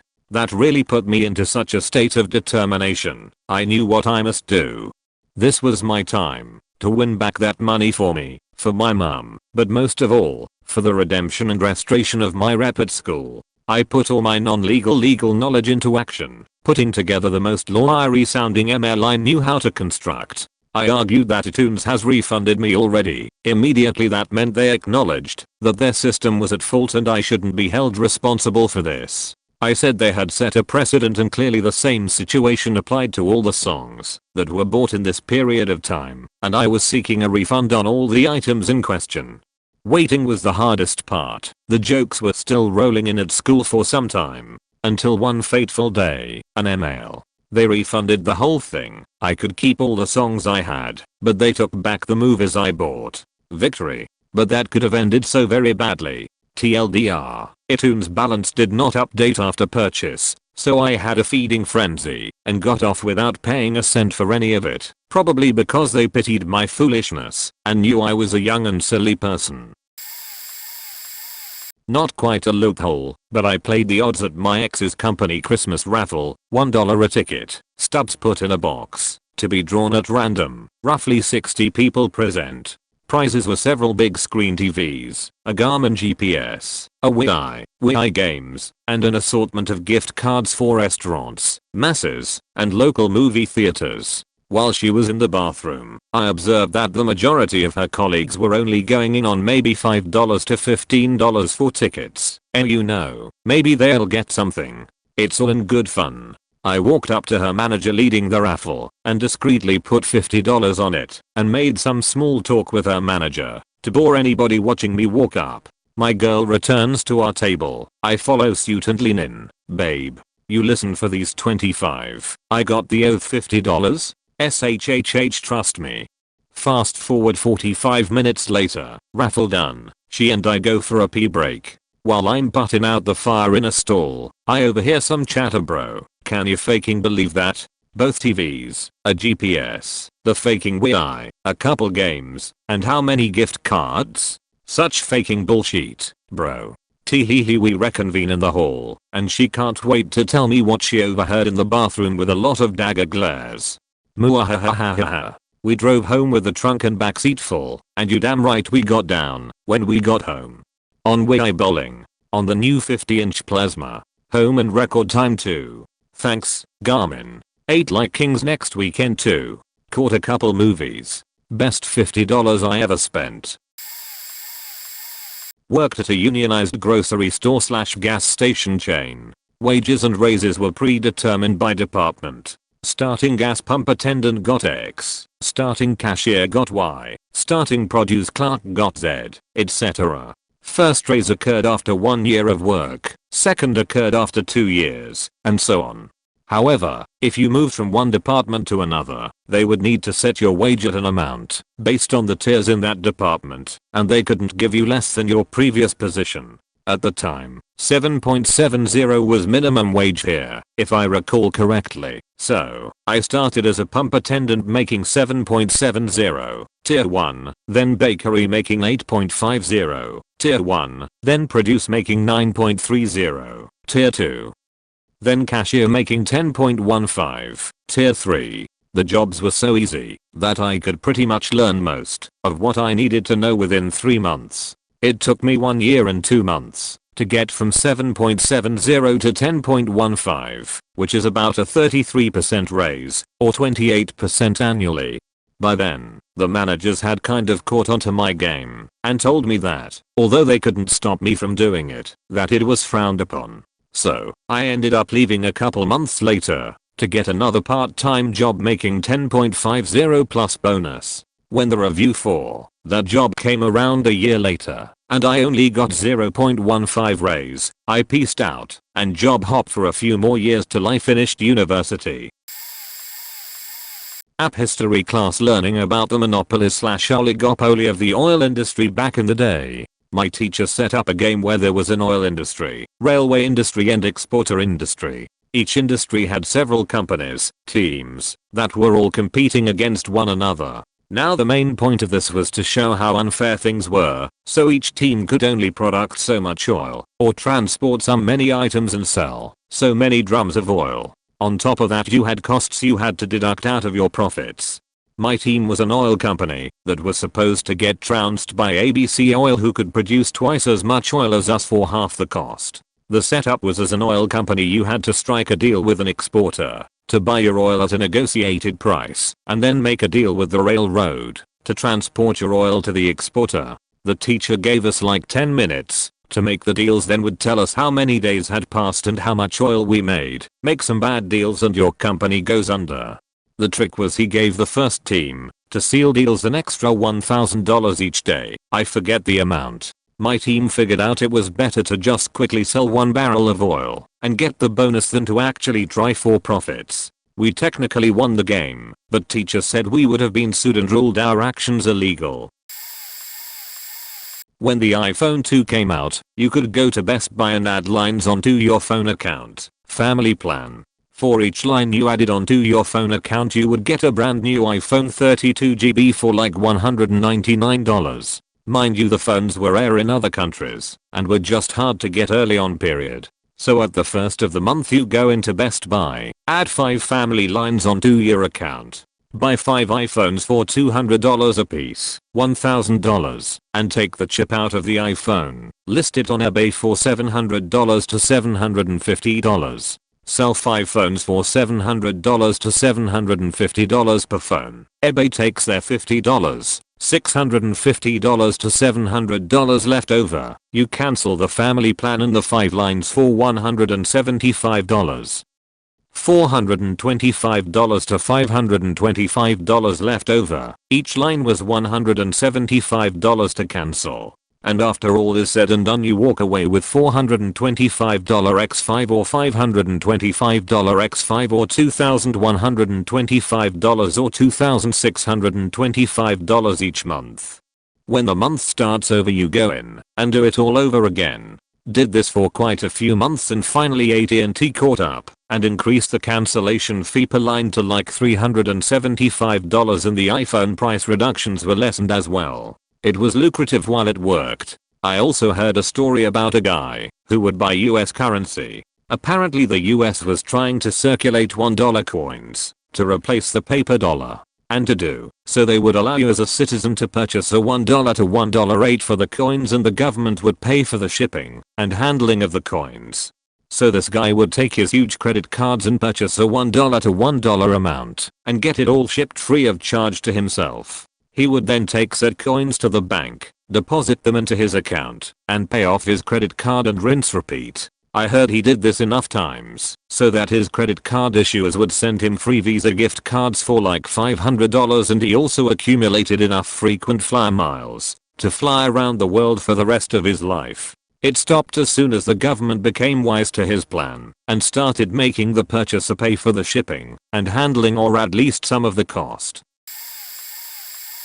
Back in high school this kid and I were buying a pop from the pop machine. I selected mine, and the machine arm is slow at grabbing the pop. So my friend started shoving his dollar bill into the machine while the arm was grabbing my pop. The machine beeped and out came my dollar bill. I took my pop and dollar bill. Got a free 20 ounces pop for months till one day they fixed it. A bunch of other kids found out and ended up doing it too. Once they fixed it, we found another way to get free pop. The arm brings the pop and this little door opens. We grabbed the pop, pushed the arm back, and then reached in through the door and grabbed more free pop. Of course the door was small, so we had to find a small guy to fit their arm in, and he said it hurt as people requested pop that was hard to reach for him. To fix the arm that we pushed, all we had to do was unplug and plug back in the machine, and it reset itself. And it was like nothing happened. When I moved into my dorm this semester, I got a folder with a bunch of deals to places around town that were meant just for college students. One of them was a coupon for free synastics at the local Domino's good that expired after 1 month. I decided to use the code online instead of ordering delivery. The Domino's was about 2 blocks away, and thereby not give the coupon to the delivery guy. It was a code that only worked in specific places, and I found it could work more than once, with no minimum order. I basically got free synastics on any day that I wanted to for a solid 4 months before they finally got rid of the online code. I'd consistently walk into Domino's after placing my order, pick up my free synastics for $0, and walk out. I'm sure they thought it was weird that I came so often and just ordered synastics with nothing else, but a lot of people thought I just ordered and paid online already. Nobody asked to see my coupon. Additionally, there's a freebie site that I frequent via r/freebiz where they have daily deals on cheap electronics. For a while the price and shipping was free. Every time you wanted to get a freebie, you had to sign up using a new account. For some strange reason, you could sign up using the same email as before. They never actually sent you a confirmation for creating an account. I cold gotten boatloads of the same freebies if I wanted. Phone cases, charging cords, screen protectors and wipes, etc. But I limited myself to one because their website was pretty slow and not worth a ton of effort. Years ago, SEPTA, the Philadelphia area's public transportation system, had some great fare deals that required some ingenuity to figure out. At the time, a token, a basic fare, was $1.30, and some longer bus routes required extra zone charges. A trip to King of Prussia from Philadelphia required 3 extra zones, $1.50, on top of the token fare. $1.30 plus $1.50 equals $2.80, so a round trip would be $5.60. However, at the time, SEPTA sold a one-day pass for $5.50 that included unlimited use of bus routes, including the zone fees, and one-way ride on a regional rail train, such as downtown Philly to the airport. You may think, wow, that's not a big deal, save $0.10. But you could buy 100 passes for $440 instead of $550, and that's where the real savings kicked in. Loophole 2 involved the same passes. If one used the pass for a bus ride, the bus driver would take a paper transfer and use a sticker to stick it to the one-day pass, basically obligating the pass to be used on that specific day. The regional rail train ride involved the conductor punching a hole in an R box on the pass. Since trains don't give out paper transfers like buses do, someone using the regional rail could take a ride, get the R punched, and still have a partially unused pass to use for bus rides on a different day. These passes have long been eliminated and replaced with different types of one-day passes. I used to work for CVS on their help desk. It was the worst job I ever had. Never take a job on the CVS help desk or the pharmacy help desk. They are separate but similar. I was having stress-related issues. I would just start crying at random times, for instance. Sometimes my head and arms would go numb. Stuff like that. We had 30 people answering phones with a customer base of around 300,000, so by 8 AM the hold time would be an hour to 2 hours and management would always freak out. They couldn't stand to have these huge hold times and the solution was obvious. You need to hire more people. Like a lot of them. Like over 100. But that never happened. It was never part of the discussion. The call queue was always full, and there was 0 seconds, literally, between calls, so the second you finished with one person you'd have another one right on top of that. One of their solutions was to take 2 calls. Always take 2 calls at the same time. That way, we'd get through the queue twice as fast. Seriously, what the fuck are you talking about? I mean, yeah, I have 3 phone lines, so it is possible for me to have 2 calls, but I can't help 2 faking people at the same faking time.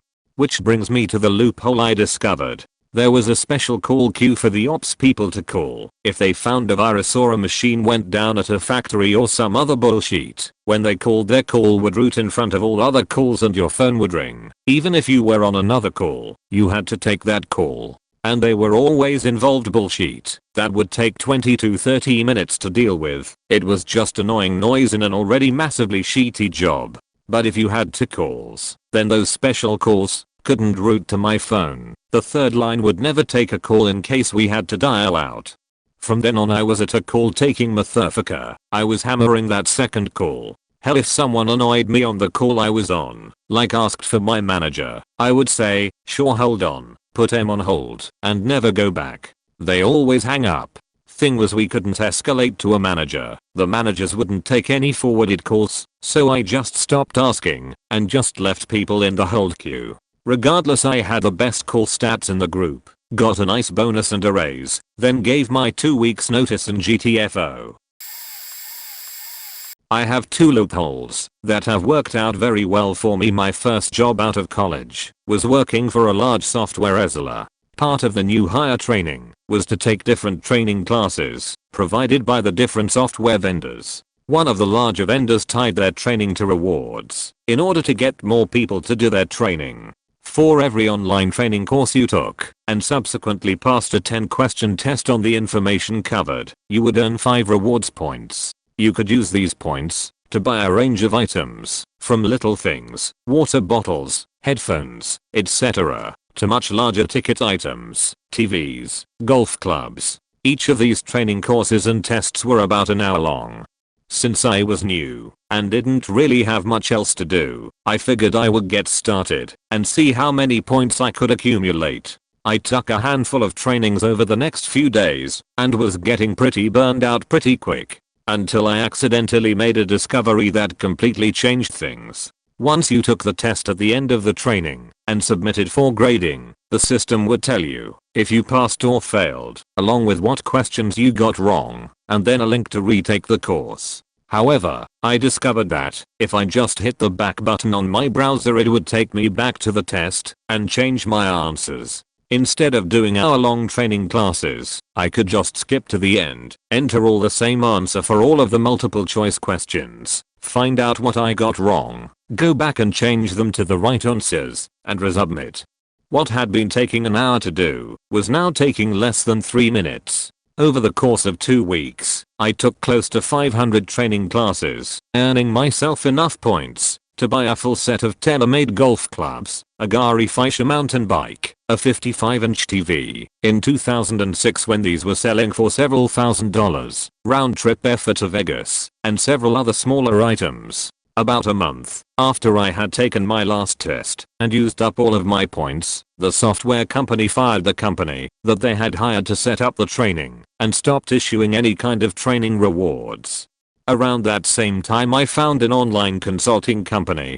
They would find people who worked in various industries and match them up with companies that were researching those industries. The consulting company would pay you somewhere in the range of $100 to $250 per hour to consult for them. I set up my profile and got 1 or 2 consulting interviews. However, since I was pretty new to the industry, it wasn't long before they realized that I didn't really know anything, and the interviews stopped coming in. But somehow, about a year later, I started getting survey requests from them. Their system somehow identified me as a senior vice president of my company, even though I didn't even work there anymore. The survey paid $75 for about 10 minutes. I figured I'd check it out, might as well give it a shot for $75. Took the survey, and about a week later had $75 in my PayPal account. I figured that it must have been their mistake, but I'd take the free money and move on. Except the surveys kept coming. And the money kept coming. I was getting 2 to 3 surveys per month. As long as I kept saying on the survey that I was knowledgeable about market trends, I could take them. It's been 8 years. They're still coming. I estimate that I've made close to $20,000 in that time answering this company's stupid trend surveys.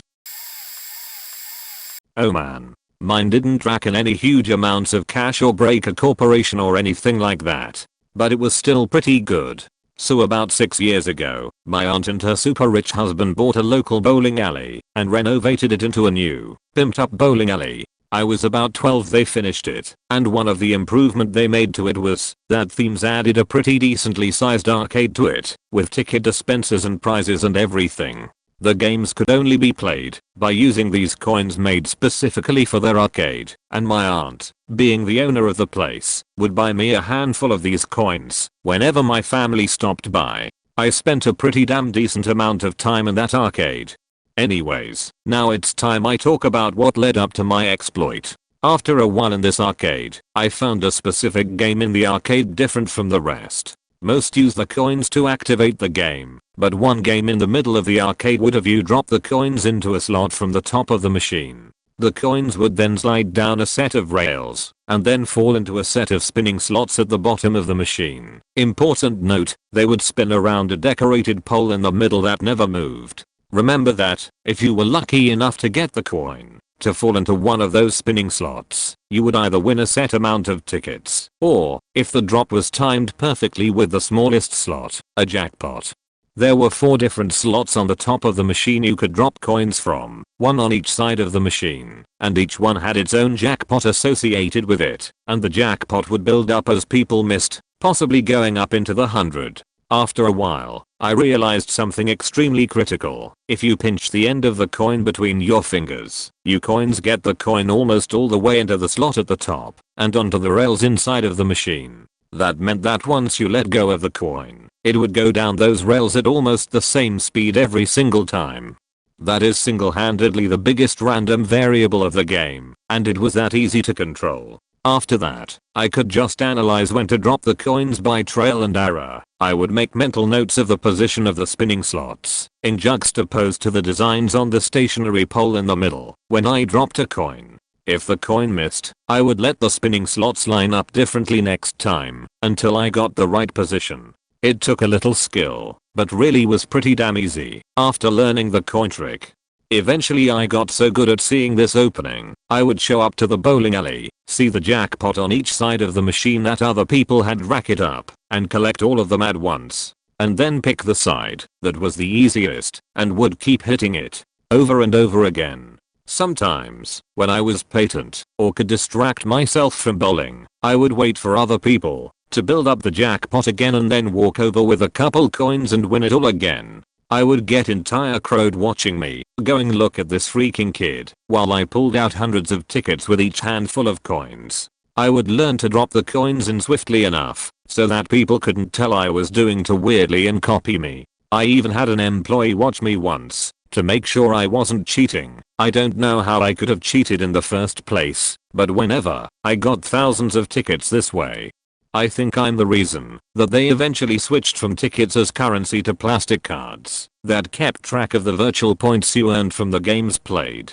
And doubly sadly, that meant the coin machine was no longer usable. I remember running the ticket dispensers from that game out twice in one sitting and could earn top shelf prizes after only a couple of visits. I got a Nerf gun, a toy helicopter and even a freaking handheld boombox from that. It was heaven for 12-year-old me up until that point. TLDR, I found out a pretty simple exploit to a coin game at my local arcade/bowling alley, learned to perfect it, amazed the other kids and adults there and eventually got to buy out the top shelf prizes with the thousands of tickets I earned. It was the TIGs. I have a good one. I worked for a state park for a couple years. People would come to picnic, hike, swim, camp, and whatever else, and I would sell them a day pass. One day parking/usage pass cost $10, was used for both campers and day users. They came in perforated books that were numbered, so they could compare how much cash they had in the till versus how many passes were sold, to make sure it added up. The thing was, I was the one who wrote the dates on them, so that patrons couldn't just keep the pass and use it indefinitely. Well, a lot of times people would be done for the day or campus checking out, and would stop by my building on their way out, to give back the pass instead of throwing it out on their own. So I saved these passes and resold them by rewriting the date on them. I became very proficient at writing ambiguous numbers that could be easily rewritten, and then just pocketed the money. There was no till errors, because the money and the pass weren't accounted for in any way. I made a lot of money this way, usually about an extra $100 to $150 per day. I would also sell senior annual passes, $20, to non-senior people. Normal annual passes cost $45 or $50, and would pocket the difference. It was another impossible to identify thing, because we didn't exactly track who bought the passes, and it wasn't like you would get arrested by the cops for having the wrong state park pass. By the end of my time working there I was pulling down a lot of extra cash. So I collect games. I would consider myself a loyal customer to GameStop, although I'm not a big fan of things they've done in the past, and I buy many current games there. I feel it's the best place to go for used current games on the cheap. I liked how with systems such as the Wii they would always keep the case if the trading came with it. However, with handheld systems such as the DS or 3DS they would usually keep them loose. I never really liked this, as I wasn't getting what I fully paid for. They did not give a shit about these cases. Then I realized in the 3DS section, there actually were cases. If you picked one up and took it to the register, boom, case with the game. These weren't just store displays either, they were the full thing. So, one day, the same day I realized this in fact, I'm perusing the section and find the case, complete by the way, for Kid Icarus, Uprising. I had already bought the game a year earlier from that same GameStop, but I decided to test my luck with a little scheme that popped into my head. I would buy the game and return it using the little slip they give you with the game in it. You know, that yellow one they put all the games in. They don't record whether or not it has a case, so I should be able to return it. I bought the game, even though I already had it, and unfortunately they took the slip and put the game in the case. But fear not, reader, as I had another plan. You see, from all those years of buying games loose, I had many of those slips. So, gently, I peeled the price tag off of the case and stuck it over another slip. I put the game back in and returned it a few days later to a different GameStop. Boom, free case. Needless to say, when I saw another game I needed the case for at that GameStop I returned it too. I did the exact same thing. Quick thing to keep in mind, if you plan to do anything like this, do not return and then buy another game on the same receipt. I got questioned when this happened with the second game. She gave me a refund, but said they weren't supposed to because this is a problem that they have where people treat GS like a rental store and return games after they play them. Return, peruse around the store, and then buy. Also, don't do this very often. They'll catch on eventually, but only if you keep doing it repeatedly.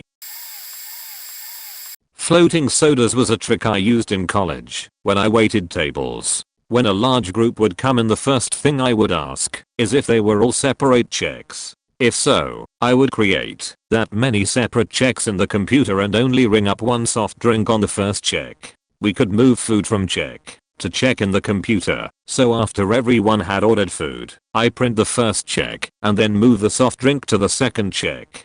After printing the second check, I would move it to the third check, and so on until all checks are printed with a soft drink on them. After everyone pays me, mostly in cash, I close out the checks with a free water rung up on them. If a customer paid with a card, I would add a soft drink to their check before running the card, so the total would be the same as the check I gave them.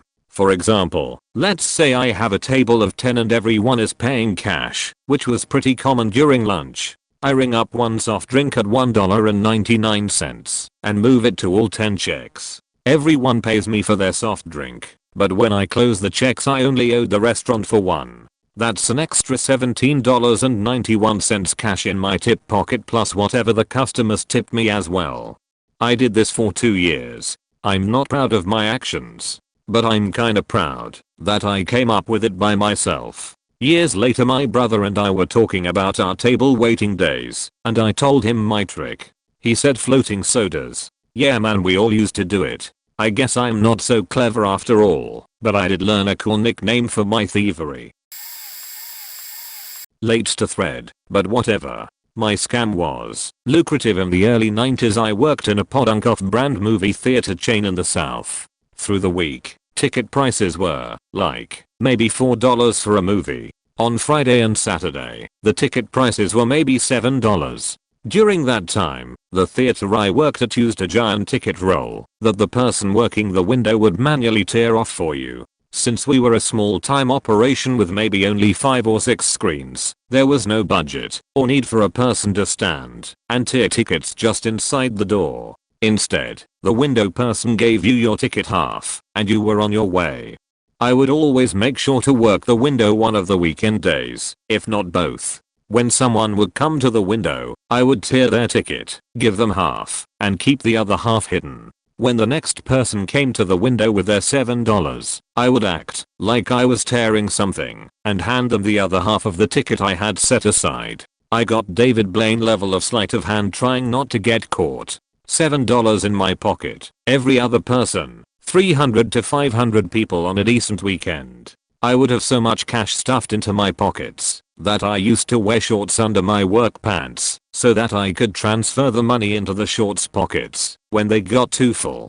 2 or 3 times a night I would take a cigarette break and transfer wads of cash to my car. I was 17 and living like a goddamn rock star off of my $6 an hour theater job. My mom actually sat me down and asked me if I was dealing drugs. I was also, and I told her that I was using my work money to buy cases of NBA basketball cards and flipping the super valuable inserts for huge profit. This was in the Jordan Shaq Penny Hardaway days, and Topps had these inserts called Gold Beam or something like that, and each insert was going for $100 to $300 depending on rarity. She told her friends that I was a genius. TLDR, used movie theater as personal ATM for a summer. For meals on campus, my uni had a program where you prepaid for a certain amount of entries, swipes, into any of the dining halls. The tiers were 7/week, 14/week, and the unlimited plan. There were also food kiosks with quick lunch options like sandwiches and salads as well as drinks and snacks. I found out that you could exchange meal swipes for a salad or sandwich, chips, and a drink from one particular kiosk. If you had the unlimited plan, they limited you to 2 combo deals a day. It was convenient, but I didn't care for the lunch options as I had food available at any of the dining halls. Things really got rolling when I found out I could use the value of the swipe, $7, on the items available in the combo deal. I could skip the meal and instead get $7 worth of drinks, bottled waters, sodas, iced teas, etc. If it could be sold in the combo, it was fair game. This began a couple months of visits to the kiosk, getting $14 a day worth of drinks. In a week I had enough drink mixes for every party till the end of the semester. I ditched my Brita pitcher in favor of bottled water. My dorm looked like a Costco drink aisle. I told my friends and we'd go on raids, coming back looking like mule trains with our loot. Word spread and others took advantage. After a couple months the policy was changed to where you had to get the set combination of meal, snack, and drink. By then I had already won. Even with 2 months to go and everyone else in the dorm was flush with enough supplies to get to the end and then some.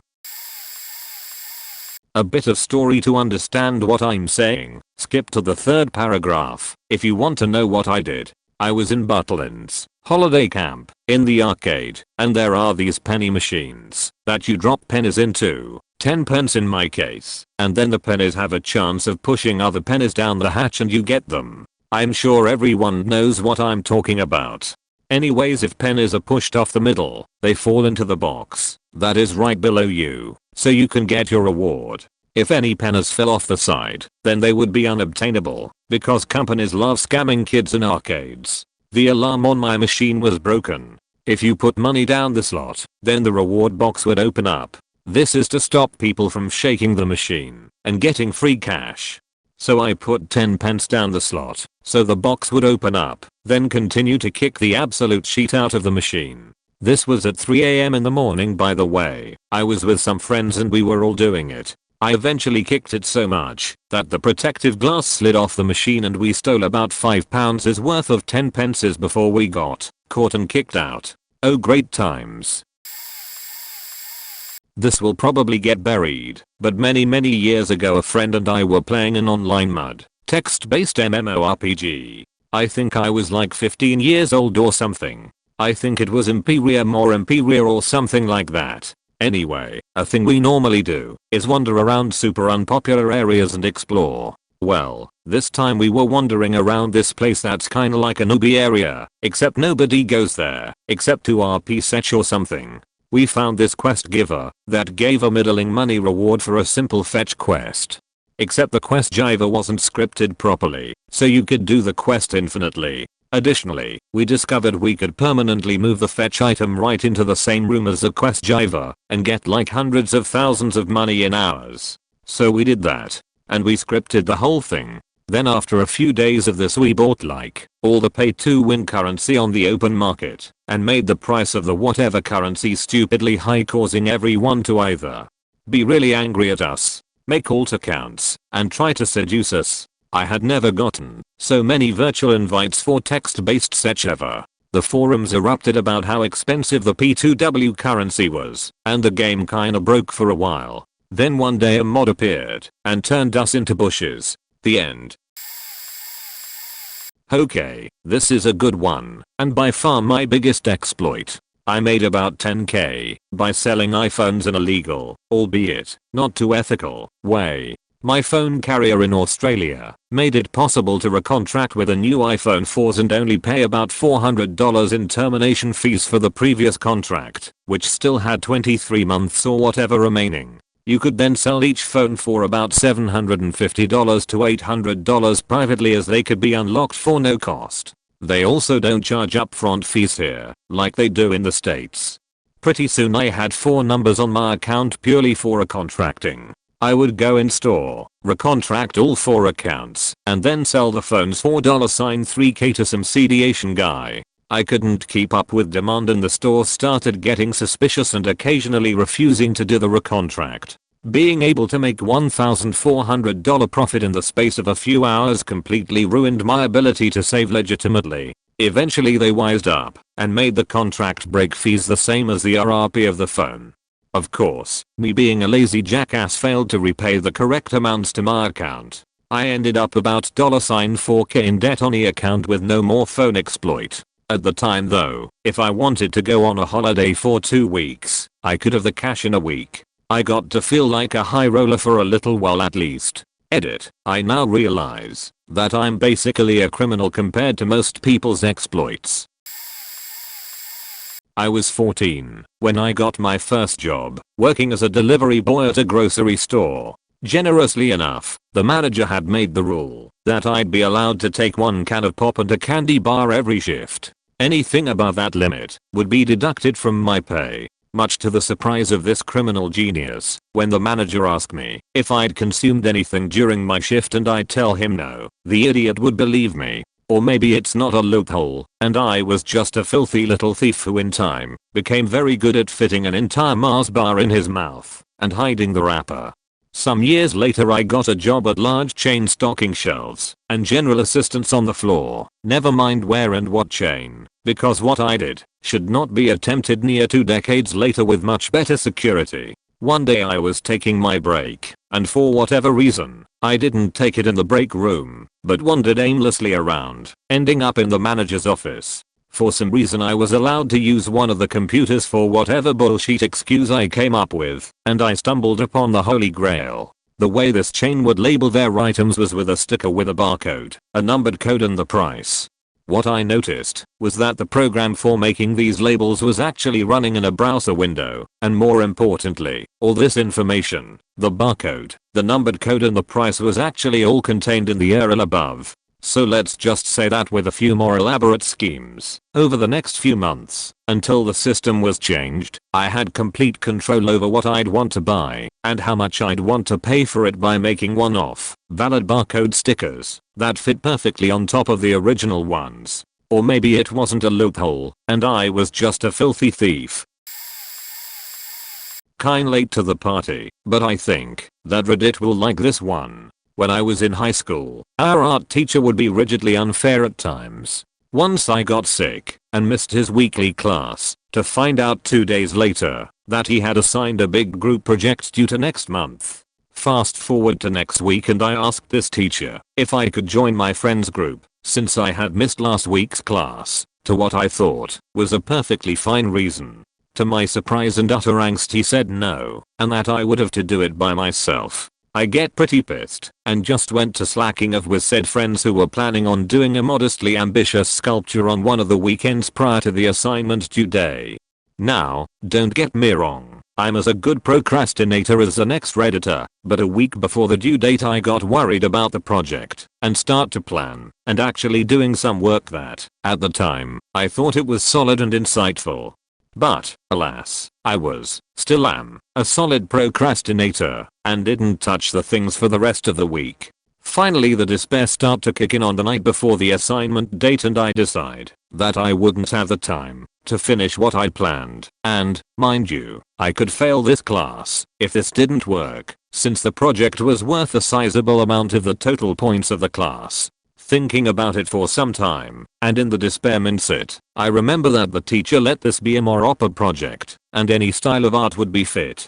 I had a sort of cool metallic pen that would almost float on a magnetic base, and decided that that could be art. I dismantled the pen to make it look weird, and make up a shitty excuse of what it represented to try to pass it as some sort of postmodern art. Got an 8/10, while my friends who made an intricate replica of the Jules Rimet trophy got a 7/10. TLDR, postmodern art made my shitty art a B grade. I have a few. I have a fake student ID that I used anywhere that gives student discounts. I used to be able to stick my arm in any soda machine and pull a chain and select and remove every soda from the machine. Did this all through college and high school. Must have taken 100,000 sodas. I worked at Subway in 1997, and we had these stamps that you gave customers for buying subs. Well, I'd ask if they wanted stamps. People who said no, I'd take those. I never paid for lunch or dinner for almost 2 years. I probably filled 6 cards a day. Shortly after my cards ran out, a friend had stolen a whole roll of stamps from some other Subway where the person left it by the counter. Needless to say, we ate subs forever. I found a Visa gift card on the ground one day. I checked to see if it had a balance and there was something like $17 left on it. Well, those video machines just came out at a McDonald's. I decided to see if I could get a movie with the card. Yup, ended up getting tons of movies. I then went to a CVS to buy a Visa gift card. Went to try it again. Didn't work, what the fuck. When I was in college in Florida and broke, I would go to Publix, order a foot-long sub, buy it and go home, eat half of it, then go back to Publix and return the sub for full refund. Would just tell them I asked for no mayo. No questions asked, cash return. Sorry Publix. When I was a kid 13 to 15, I had no money, so I would find newspaper stands and turn them upside down and rock them back and forth. all the quarters would come out. There are tons more. Away because I'm not proud of this one. In December of 2013 I had been scrimping and saving to get myself PS4 for Christmas. It was around 2 weeks before Christmas Day and I was having a hard time actually finding a shop that had any in stock, but after trying a few stores and being told they were all sold out but getting new stock in all the time, I finally found a store that had 5 left from a recent shipment. I was queuing up behind 3 other people and I couldn't help but notice that they each bought a PS4 and were pretty relieved at finally finding one. I realized there must be a huge shortage and that it was only going to get worse as Christmas Day approached and parents scrambled to try and get their snot-nosed kids the one thing at the top of their Christmas list. So being a bit poor myself and smelling a quick buck or two to be made, I became everything I've ever despised and bought the last 2 PS4s on my credit card. I even feigned being on the phone to my brother-in-law, who was telling me to pick one up for him too. Not that the store probably cared if I was being disingenuous. Over the next 2 weeks, I devoted all my efforts to calling stores / driving around the city and neighboring towns, snapping up as many PS4s as I could before maximuming out my credit card. They all went straight on eBay, and unprepared parents were getting so panicky as Christmas Day drew ever closer that I was making about £100-150 on each console sale. The last one I sold I made about £210 on top because it was only like 2 days till Christmas and I offered to deliver it to the guy on the other side of my city. I ended up making about $2 grand that Christmas and got a PS4. I hated myself for a good while after that. Friends ask me how I slept at night. The answer, on a big pile of money. I'm assuming this will get buried, but this is actually a pretty good one. My friends and I claim to fame is that we successfully forced infrastructural change in a billion-dollar company through the loophole we found. Have you ever heard of the Grubhub loophole? I bet not. It doesn't exist anymore. Why? Well, I believe it's because my 6 friends and I. To make a long story short, we found an exploit through the refer a friend feature on Grubhub that entailed referring a friend, making a fake email, and using that code to get $12 off your food. I miss the days of $3 burgers and fries delivered right to my door, $2 General Tso combos, $4 pizzas. There were delivery men waiting in line to knock on our door during that month. But we knew it couldn't last forever. How long was Grubhub going to be paying for 90% of our food? Then one day, after about a month, the refer a friend button was gone, with a message on Grubhub stating that their refer a friend feature was under construction. Victory. I'm pretty late to the party here, but I've got 2. I'm sure some of you will be all too familiar with the first one, but I took it way too far. When Bing first got going, they did this Bing rewards point system where you could get 10th number of points a day by doing like 10 searches as well as a few other tasks to get you bonus points. These points could be turned into a variety of rewards, but my item of choice was always Amazon gift cards or Sparks/Microsoft Point, the now defunct currency of Sparkslive. I did it legit for about 2 weeks before I spun up 19 new email addresses and created a script to automatically farm the searches across all my accounts. Everything was going swell until I made the dumb mistake of logging into the accounts while out of the country. I assumed the IP location change was flagged and all but 2 of my accounts were closed. At my peak I was averaging a few $100s a month in Amazon gift cards, and I probably did this successfully for 3 or 4 months.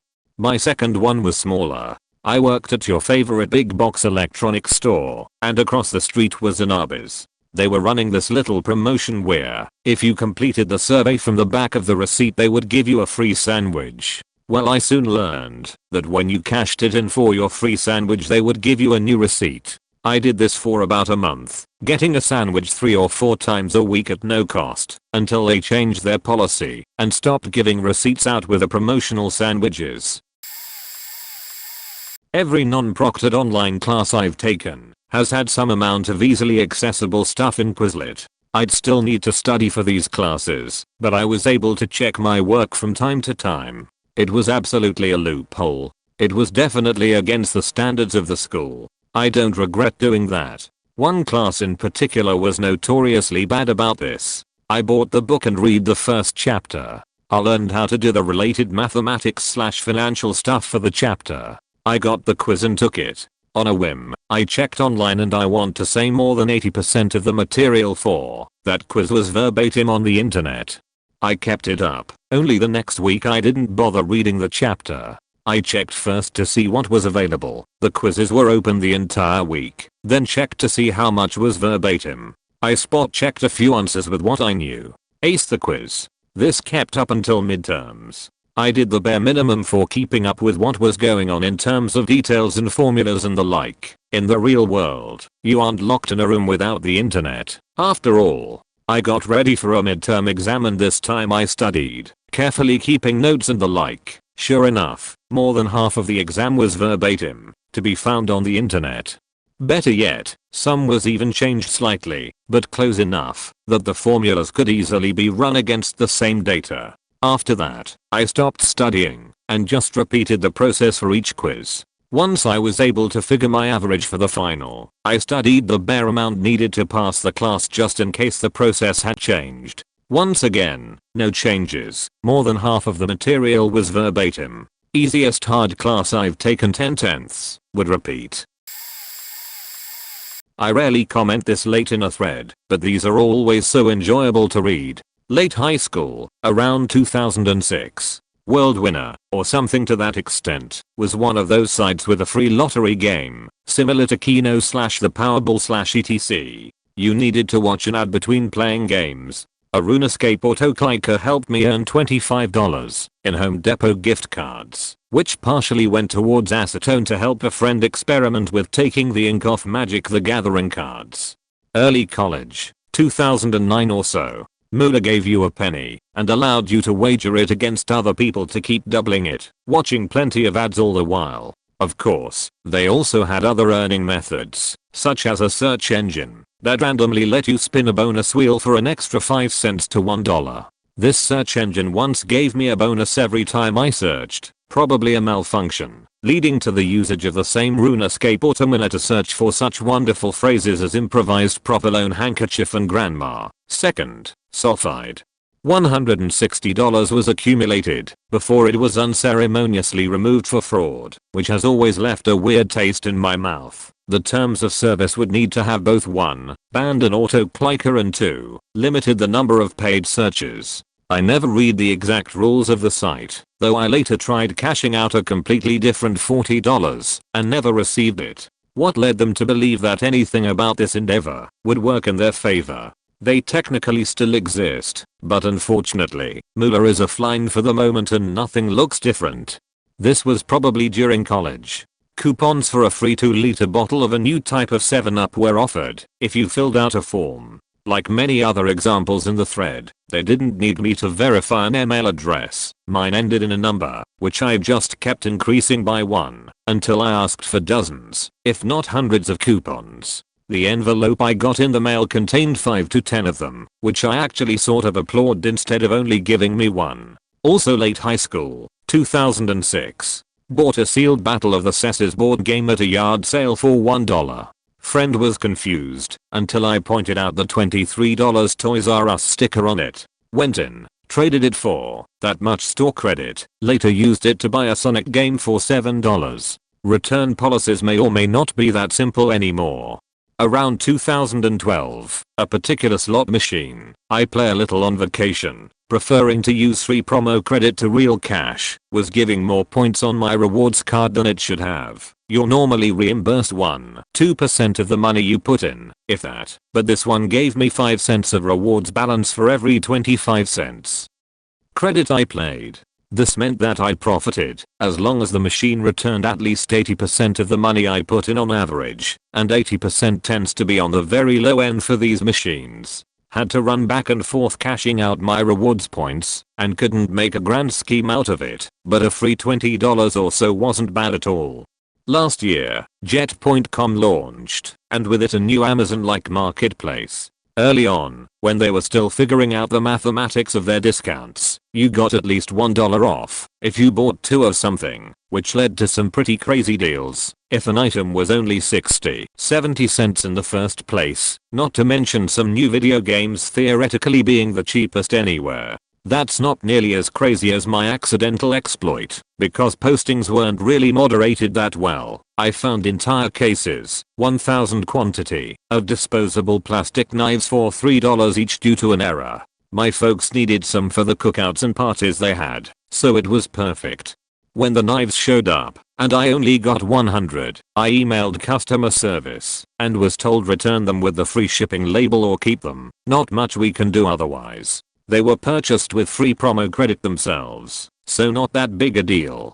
That said, before the knives arrived, I found cases of plastic forks for $2.50 a case, while the forks were still in transit. But after I got the knives, I emailed customer service again and said, hey, based on a previous shipment, these forks are probably going to show up in a lower quantity than advertised. They gave me a refund credit for all the utensils I bought, and when the forks arrived, I did indeed have the correct amount, 2,000 of them, shipped to my house entirely for free. This is a strangely compelling choice for my life's premier accomplishment. Edit, a college textbook trick, honestly pretty similar to arbitrage. In 2009, my school's organic chemistry lab manual was selling for $4 at a used bookstore. Found 3 copies at 2 different branches of this warehouse, sold each to my college's bookstore for $84. The guy flipping through them declared each one to be in new condition, despite some highlighting he did not notice. He made some remark about me having a bunch to sell, but wasn't especially upset, and I probably couldn't resist smirking as I issued whatever I've been finding a few copies response.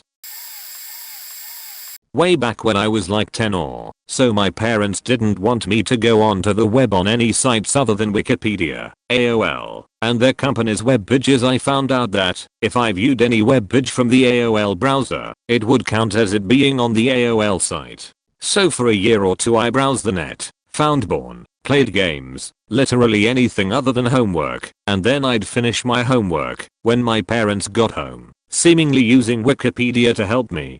Flash forwards like 3 to 4 years or so, and I was in high school. My boarding school had a state-of-the-art high-tech anti-proxy kinda thing. You couldn't view any web pages that were on a huge list, and the list included most proxies, and the company that they used would track most requests and update their list, add to it, based on what proxies and so on had been used in the past month. So most of the time you couldn't use a proxy for more than a month.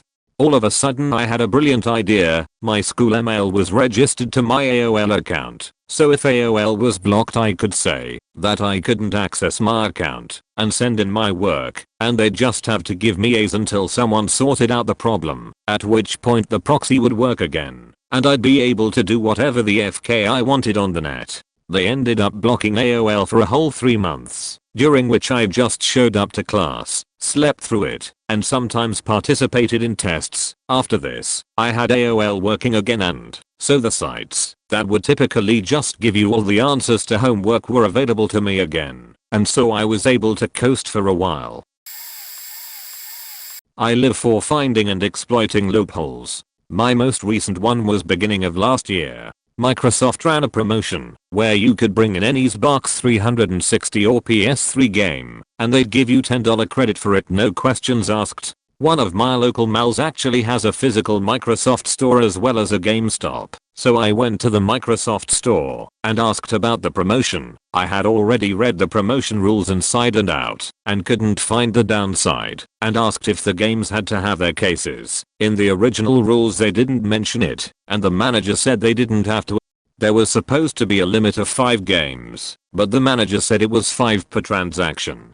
So I asked, what if I do multiple transactions? And he said, as long as it's in increments of 5 it doesn't matter. I proceeded to buy every 99c game GameStop had and traded it in for a $9 profit. I did this until I had over $400 in Microsoft credit and bought tons of new Xbox One games, a controller, remote, and to charge, and play kits for about $40 out of pocket.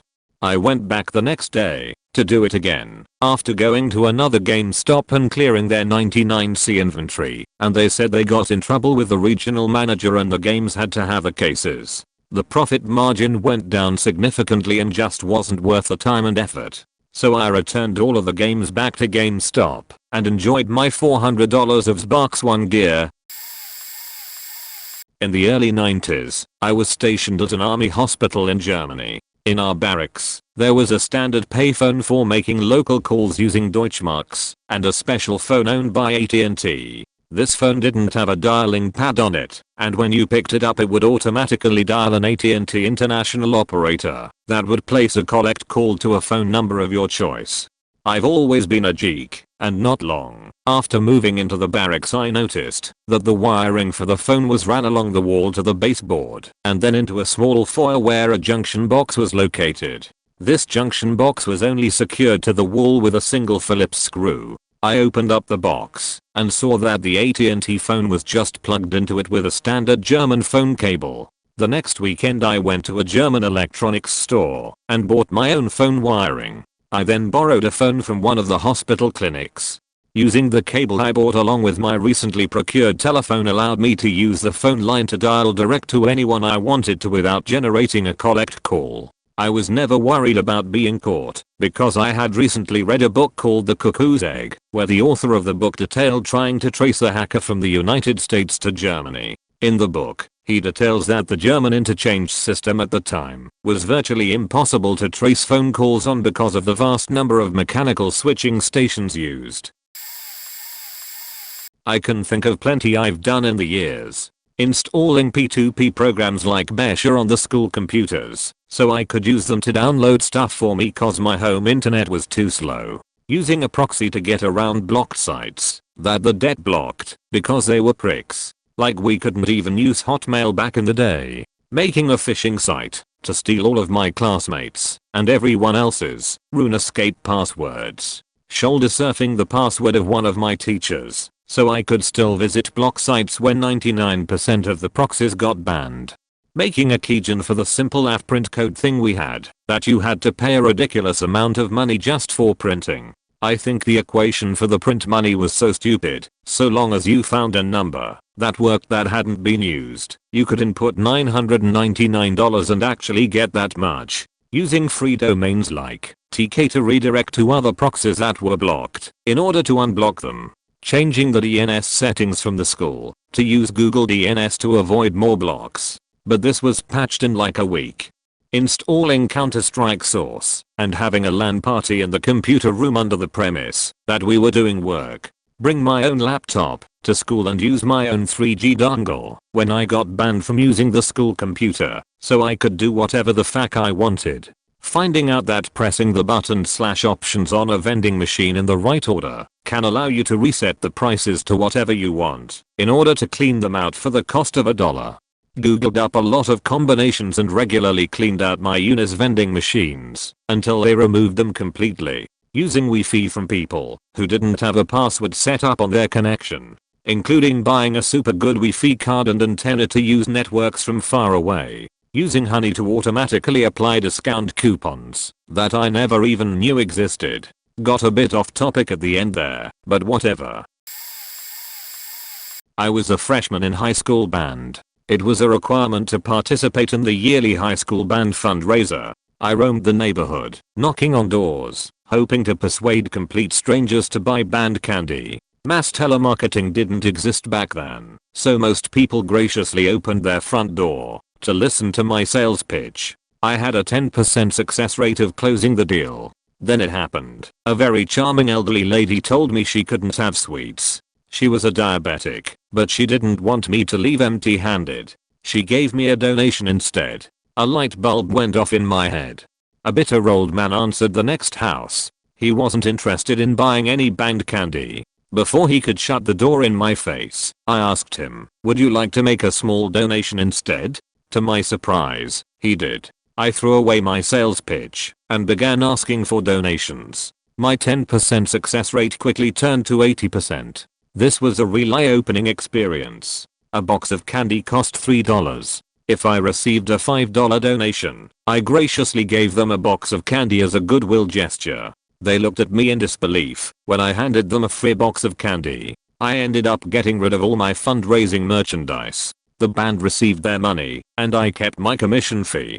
Every year I looked forward to the band fundraiser. It was my cash cow and I hated to see it leave, but this was my last year in band and there were no more fundraisers. My friend and I decided to end the year with a bang. We cleaned up a discarded mayonnaise jar, removed the old mayo label, and attached a label of our own that read Band Fund. We wore our band uniforms around the neighborhood and asked for donations. It worked like a charm. Everyone was in a giving mood. We were making bulk-up money throughout the town. It was early afternoon and the bars were gradually filling up with drunks and has-beens. We decided to try our luck by hitting up some of the seedier taverns. Our presence was well received and everyone donated to our cause, except this one lady. She told us she already gave. We knew this was a blatant lie, so we gave her the stink eye. We ended up making over $450 that afternoon. I now know how televangelists feel, and it feels good.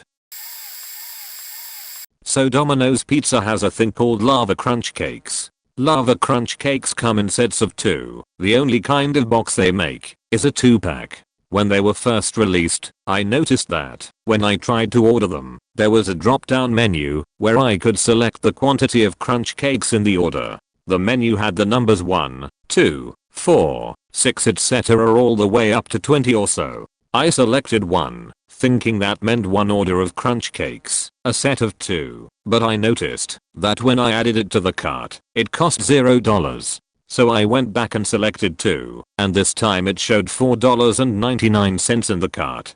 I'm thinking, okay, so the number isn't how many orders you want, but how many individual crunch cakes you want. I didn't know you could order just 1 crunch cake, and why does it cost no money when I add it to the cart? So I reverted back to 1 cake and place the order to see what happens. My pizza shows up, and also what looks like a 2-pack of crunch cakes, no charge. But when I open the pack there is only 1 crunch cake inside. As I said, they don't even make an individual crunch cake box. Intent on further exploring my exploit, the next time I order Domino's I add a single free crunch cake, but this time I change the quantity field to 2. Sure enough, my order comes with 2 crunch cakes in 1 normal box.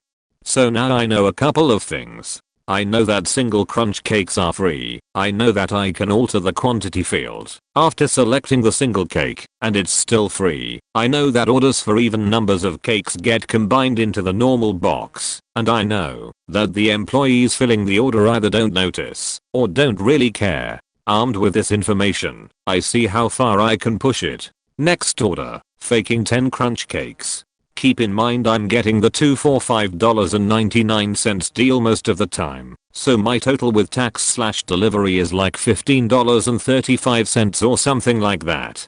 For 10 crunch cakes and 2 pizzas. And they bring me 10 crunch cakes and 2 pizzas, and no one seemed to give a fuck. So for the next 3 months or so I'm living in crunch cake Valhalla. I'm ordering Domino's like 3 times a week because why not? Free motherfucking crunch cakes totally offset my pizza cost. I'm asking homeless guys on the street if they want some crunch cakes. I have so many crunch cakes. You know what's awesome? Crunch cake in a bowl with a half pint of Ben & Jerry's on top. I ate crunch cakes until the words crunch cakes didn't even look like words to me anymore. After a while, I can't believe they haven't spotted my exploit. I'm thinking, the dream has got to end. So I mentioned to my girlfriend at the time that I think I should write an email to Domino's, let them know about the error. Maybe they'll give me a free pizza for life card or something awesome like that, for saving them so much money on crunch cake hackers like me. She dissuades me, convincing me that Domino's is a large, heartless corporation, and they probably won't give me shit and fix the crunch cake exploit, so we don't get any more free crunch cakes. So I stay quiet and continue gorging myself on crunch cakes until the website gets updated a month or so later and the loophole was closed. To this day, I kinda wonder what would have happened had I told Domino's what was up.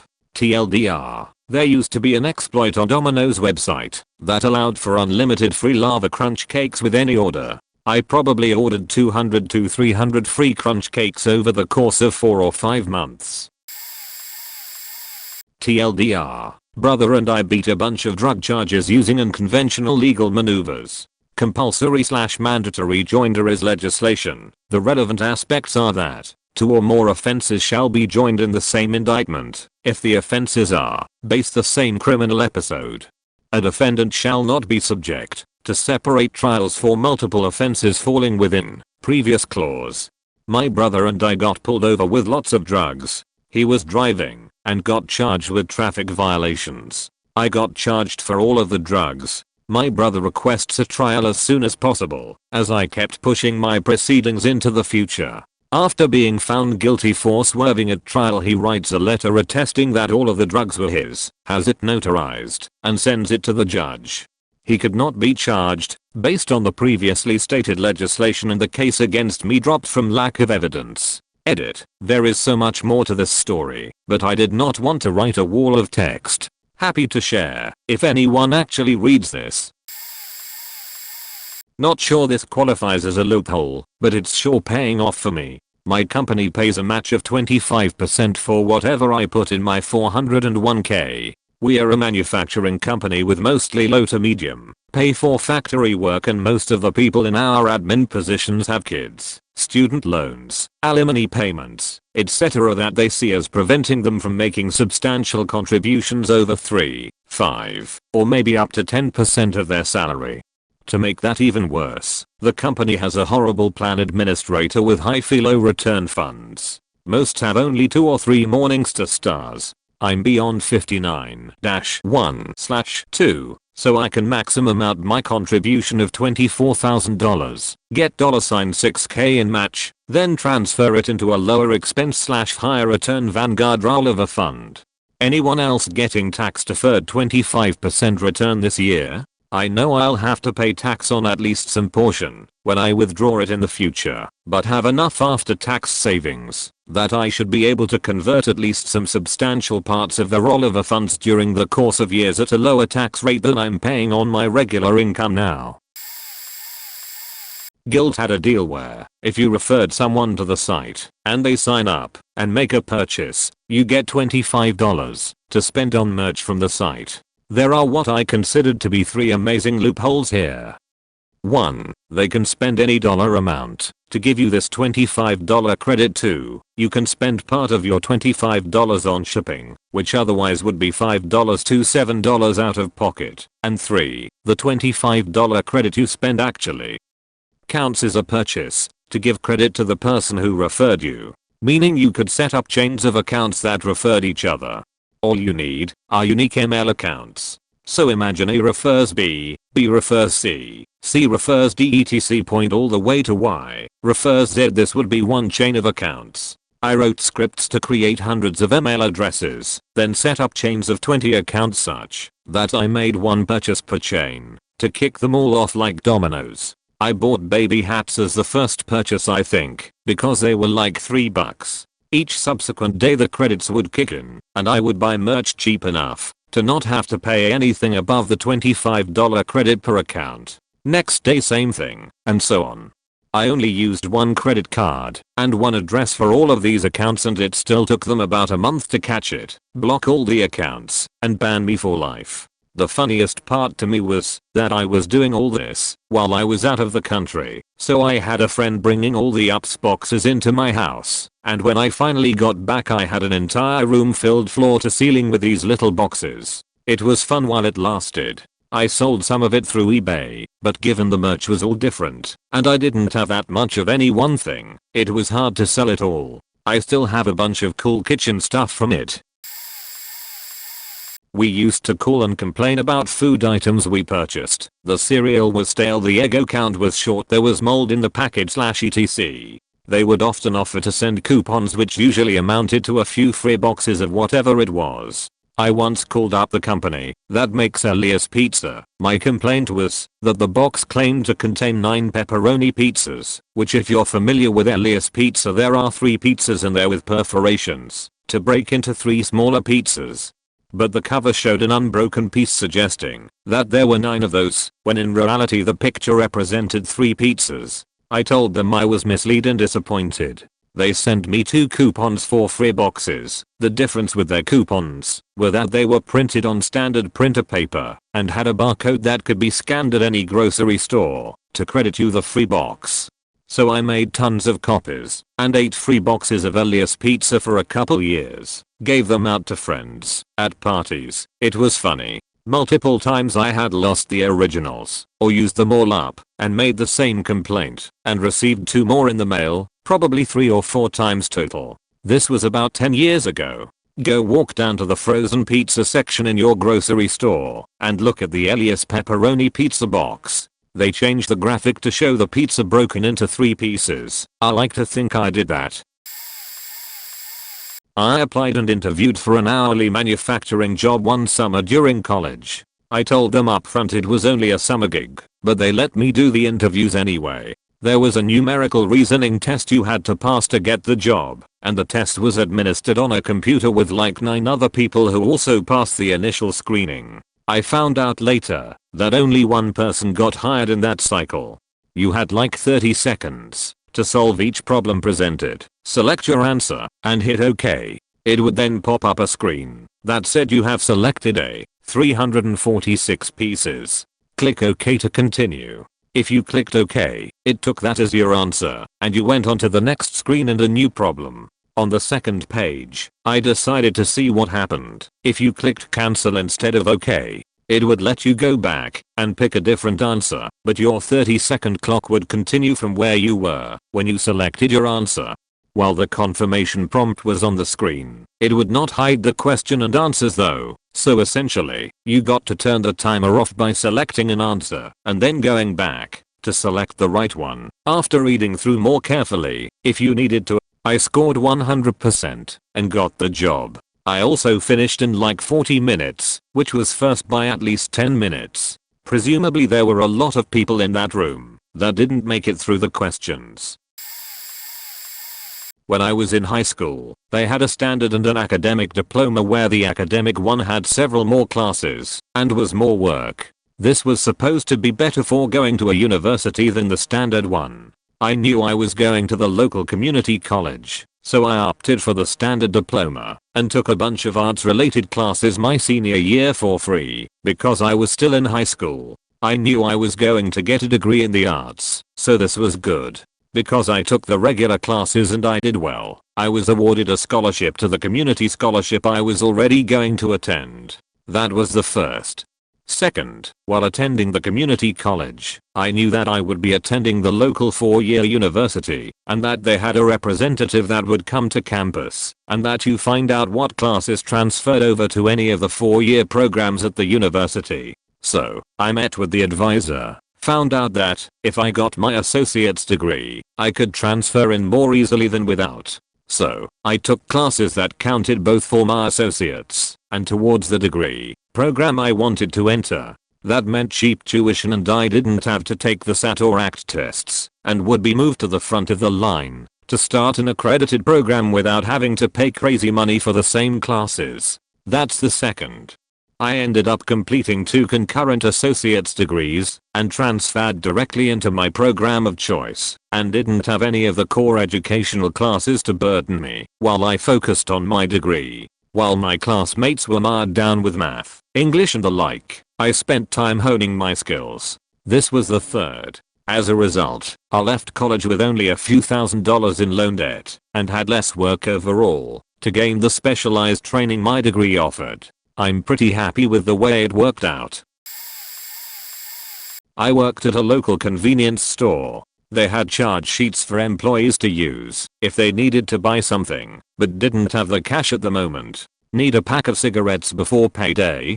Charge it. Need lunch but forgot your wallet? Charge it. The sheets were sent in every week and whatever you charged was taken out of your next paycheck. You could get any item in the store except things like lottery scratch-offs, gas, prepaid phone cards, etc.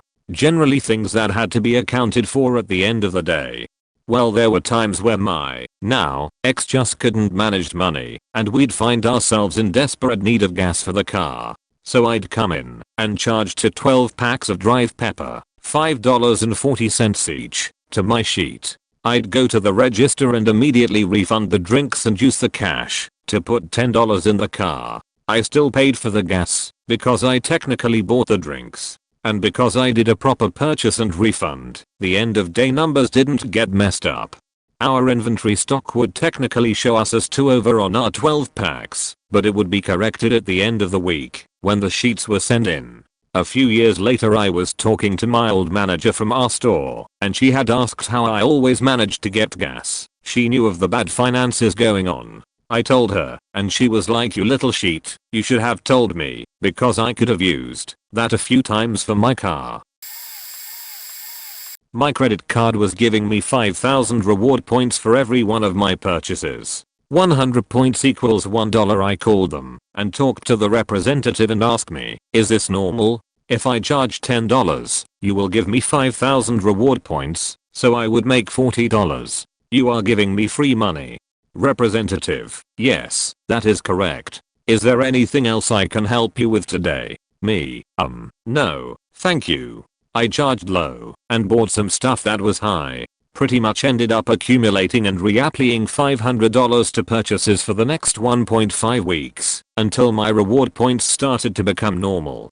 I received a letter in the mail a couple of weeks later stating that there was an issue with the reward points, but since I had already used the reward points there is nothing they can do. They corrected the reward points I still had if I purchased anything over. Back in 1999 a website existed called theopinions.com or opinions.com that asked that you write reviews of various products. Every time someone clicked on your review you got paid 10 cents to 30 cents for it. It started innocently enough with me and my college roommate writing a couple of reviews for products we had and waiting for people to click. Very quickly it transformed to us making up fake reviews for every product we could think of, to clicking each other's reviews, to clicking our own reviews, to clicking our own reviews multiple times from multiple computers in a computer lab, to realizing they weren't checking what IP address the clicks were from, to writing a program that would click on our reviews all day long. Shortly after that the pay went down from 10 to 30 cents a click to 1 to 3 cents a click. At that point we were generating thousands of clicks per day. Then the whole thing closed down because too many people were taking advantage. Also a few years later we discovered online gambling. Back then online casinos would want to encourage you to gamble, so if you cashed in $100 they would match your money with a $100-300 bonus. So you had $200 to $400 to play with. We would play blackjack with a strategy card in front of us to keep the odds as close to break even as possible. After playing the required minimum number of hands, typically 9x of starting cash value, we would simply cash out. This value allowed us to retain nearly all or part of the incentive bonus because blackjack has such favorable odds. In total we hit about 15 online casinos before our mailing address got permanently flagged for being advantage gamblers. TD Bank in Canada offers free bank accounts to students. And surprisingly the only proof they require is a recently dated timetable schedule of the classes you're registered in. The university I went to allowed you to simply register for any courses you had the prerequisite for, even if you had already graduated or dropped out. The bank would only ask for a copy of your schedule at the end of each semester. For years I stole money from the bank by simply printing off a schedule of classes I would immediately drop after I got my free account. Moreover, I actually explained to the teller and the manager of one of the TD branches this possible scam when I was officially studying at university because they wouldn't accept my student ID and transcript as proof that I was still in university. Furthermore, because it took me 5 years to get an honors degree I had to get a new student card in my 5th year. However, the idiot university thought I was a first-year freshman, so they gave me a card that expired 3 years after I graduated. Thus, I reaped the benefits of having a student card when I wasn't in school, such as cheaper prices on bus fare, art galleries, some restaurants, etc. And then, to add insult to injury, in my final and 5th year of university I only needed about 2 courses to officially graduate, but I originally registered for 5 courses to get not only the free bank account, but a unlimited free city bus pass for 4 months. And when I obtained those 2 things, I dropped the 3 courses I didn't need and no one was all the wiser. These were the smartest things I ever did while studying political science. Gambling sites that were pretty much not supposed to be operating in the US were popping up left and right before the UIGA hit many years back, which was a few years before the hammer got dropped on a bunch of the poker sites. It wasn't like it wasn't in the law that they couldn't operate. The law wasn't being enforced. Anyways, whenever I'd see a new one of them advertising on TV, which happened a few times, I'd squat on typus of the domain. They never would trademark their brand, probably because they knew they'd be fly by night and just wanted to themselves exploit the loophole of their sites operating in the US, even though it was illegal. It was not without risk on my side, but very minimal risk, and I seriously do not advocate to get typus of brand names. There are serious penalties for trademark infringement. But yay, I made a few grand a month on the back of about $500 in domain registrations doing this. A single domain registered for about $7 was bringing in a couple hundred per month like clockwork, and in that case it wasn't even a typo, but rather a missing word. That is, brand was word 1 word 2 word 3.net, mine was word 1 word 3.net, and those 2 words were generic and pertaining to the gambling links on them that were making me money. So that one was actually a perfectly safe domain to have. Now if you think that sounds pretty nice, I knew people making 6+ figures a year doing this, and know someone who had a single domain of this sort making several $100s a day. But yay, UIGEA hit, the money flew out of that industry, then all the site shutdowns, and now I'd be surprised if a poker click on a park domain would earn $0.50 when it used to earn around $8 to $12. Back in high school, my school had everyone's yearbook pictures online. The name of the URL had people's school ID in it, which is your password. We would put random numbers in the URL to hope and guess people's IDs, and when we did, a picture would pop up with them. We were able to get into many people's accounts. If anyone games, you'll like these. I'm kinda an asshole. Counter-Strike Source. On Counter-Strike Source there is a way to join servers with hidden characters in your name, which allowed you to copy players' names with a fake Steam id on AWOL. This is important because servers ban based on your ID. There's also a way to copy clan tags through Steam. There's a way to protect against this, but no one knew how to when it was discovered, and many to this day still don't. My friends and I would join servers, copy a player's name, and basically try to get banned. Generally it gives you an ad of 0, but randomly, and I still don't know why to this day, it would copy a player's ID that's on the server. Had so much fun with this. IP bans don't work either because of VPNs. There are minigame servers, which are servers with maps that have every type of game type in the game: headshot, bop, long jump, AWP, pistols, surf, climbing, etc. Back in the day these servers were huge and usually packed. 30+ players on a server. On these maps everyone would spawn in a game type choosing room, and generally, these maps had an obstacle, and whoever beat it first chose the map. My friends and I got good at this, and were able to pick the map every round consistently. We would then pick the bop map and win every time. Since 95% of people can't bop well, the winner was able to kill the other team. We would do this over and over, and piss people off. League of Legends. Minecraft. On many servers you used to be able to teleport up 1 block. If you log out of the server and back in, you're supposed to just drop 1 block down back to the ground, but if you log out right away you keep your position. Repeat this over and over, and you can go as high as you can, which allowed you to go to areas on the server you weren't allowed to. If a block is above you, then you could also teleport to the next open block above you, which also allowed you to get to some interesting areas in servers. A lot of servers had areas blocked off, or it was blocked off by players who protected the land with plugins. Almost all servers have areas that are protected, that you can't build on. You can build into it though using pistons, and by also pouring water over lava. You can get about 50 blocks into a protected area using the water/lava method given enough time. You would then be able to have lava in the middle of spawn, and whoever teleported to spawn would die. Also, even if spawn is protected, it can still be burned by lava also. This all depends on server plugins of course, but many servers had terrible ones. New gods, if anyone played this. I played on a private server, Zephyr or something back in the day. Basically, there was a zone that had a glitch where a mob dropped maximum cash. Maximum cash wasn't that amazing, but if done like 30 times you could buy the most expensive stuff in the game. Not me, but a guy a few doors down from me in college, mid-late 90s, quite some time ago, figured out that there was no authentication on the university's email 2 fax gateway. There also didn't seem to be any throttling/quota to the service. You'd send an email with a phone number as the subject, and it would try to fax the contents of the email to that phone number. When you answered the phone, all you'd get was the initial beeps as the fax modem tried to establish a connection with a receiving fax modem/machine. Hang up the phone in frustration. It would redial 30 seconds later. Maybe less than that. My memory is fuzzy on the exact delay. What I'm definitely not fuzzy on is that it would retrieve for 8 hours.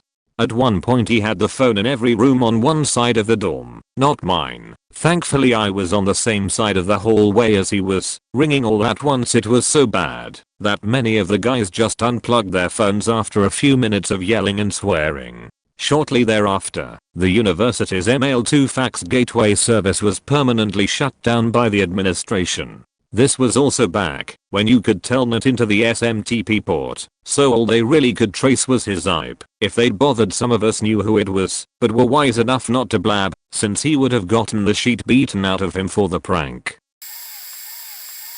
Back in 2008, we had a new hour lady come in.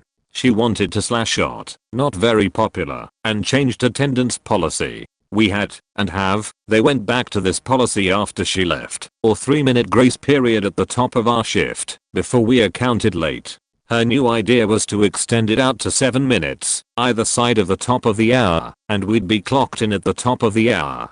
For about 6 weeks, I clocked in no earlier than 3:06 every day. By that third paycheck, I asked my supervisor why I was missing time. He was not thrilled.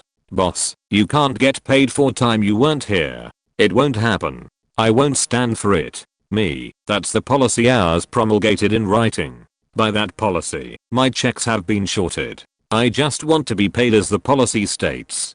"Boss, I'll go talk to her, but I'm telling you, you won't get it. You're not going to get paid for it." Me, "Yes, I will. And if you try to stop it, or try to discipline me for asking for it, I will take you and the company to court over it, and I will win. You can't change a written company policy just because you don't like it." He slammed his hand on the desk, yelled, "We'll just see about this," and stormed out of the shop. Up 2 hours. He came back about 10 minutes later and grumbled, "It'll be on your next C." At my old job, my coworker and I would take turns grabbing lunch. One nearby place had online ordering where you could place your order and pick it up instead of standing in line, waiting for them to make it, etc. During lunch hour the place was always super busy, so this was a huge advantage. Plus the food is good and not incredibly unhealthy. However, sometimes you wouldn't be able to place a pickup time for an hour or two later. So you feel like eating at 1 p.m. but the pickup time wouldn't allow you to pick up until 3:15. My coworker discovered a loophole that's still there, where, with a little bit of effort, he could change the time to whatever he wanted. It would go to their computer system with the time he wanted. So we are starving. He changes the pickup time to 30 minutes from now, goes in. The girl behind the counter apologizes profusely, can't figure out how they missed the order, and rushes to make our order, and it's all good. No real harm done. This happens a couple more times over the next few months. Usually we wouldn't do it, but sometimes we would. Then one day he comes back with our burritos and looks absolutely mortified. Apparently, the girl behind the counter recognized him and was like, "OMG, I cannot believe this keeps happening to you. We are so sorry." He tries to tell her that is all fine, but she insists. She races around and makes him the meal, throws in a ton of extras, refuses to accept his money, throws in some coupons. We felt so bad. We just wanted our food faster, not for free. Open bracket. Alt because my main could ID me. Years ago I did security for a Hollywood production company. One particular job was a site that was literally in the middle of the desert. The nearest inhabited structure was easily 50 miles from the site, and easily 5 miles off a main road, and terminated at this site. And it was nowhere. There was no readily obvious reason why this road existed at all. The job was actually pretty simple. Make sure the site was secure, nothing was stolen, no one vandalized or occupied the site in any way. There's no reason for anyone to come here. Nothing worth defacing, nothing worth stealing, no reason to camp, no readily available water sources, transportation. It was literally just a dirt road off a non-main road off a barely used highway that terminated because no one saw any reason to continue the road. Hold this site down for 12 hours in the middle of the night. Production crew will not be at the site any earlier than 6 AM by union rules. Production crew will not be there any later than 7 PM by union rules. My shift ran from 7 to 7. I slept a lot. No noise, no light pollution, no cars, no people. I just slept in the bed my truck, under a sky full of stars, with an alarm on my phone that went off at 5:15 AM. I was out there for 2 weeks before they even sent a single person out there. All told, I got paid to camp out in the middle of nowhere for nearly a month. I brought basic supplies my third night, grilled a steak over an propane stove, after everyone had packed up, and the guy I relieved bailed, and he was quick to do so. I'd show up at 7 PM, he'd be gone by 7:01. Of course, he was bored as fuck and hot as hell all the time, so he was miserable. I got paid $18/HR for a month to camp under the stars, because it was statistically impossible for me to get caught doing so. 5:15 would roll around, I'd wake up, make some coffee on my little camp stove, be fresh as a daisy, and probably do nothing until 6 AM when the production crew showed up, and they pretty much just left me alone. 7 AM, my replacement would show up, and I'd go, have a good day doing shit I wanted to do. Remember the manuscript readathon? I don't know if it's still a thing, but in elementary school kids could raise money for multiple sclerosis research by doing a readathon. So you'd ask your family members to pledge small amounts of money per book, and then you'd read as many books as you could during this time period and record your progress, and you'd collect the money pledged by your family members to donate. There were special prizes for kids who raised a lot of money and or read a certain number of books. Pizza Hut generously donated pizzas and pizza parties if you hit a big number.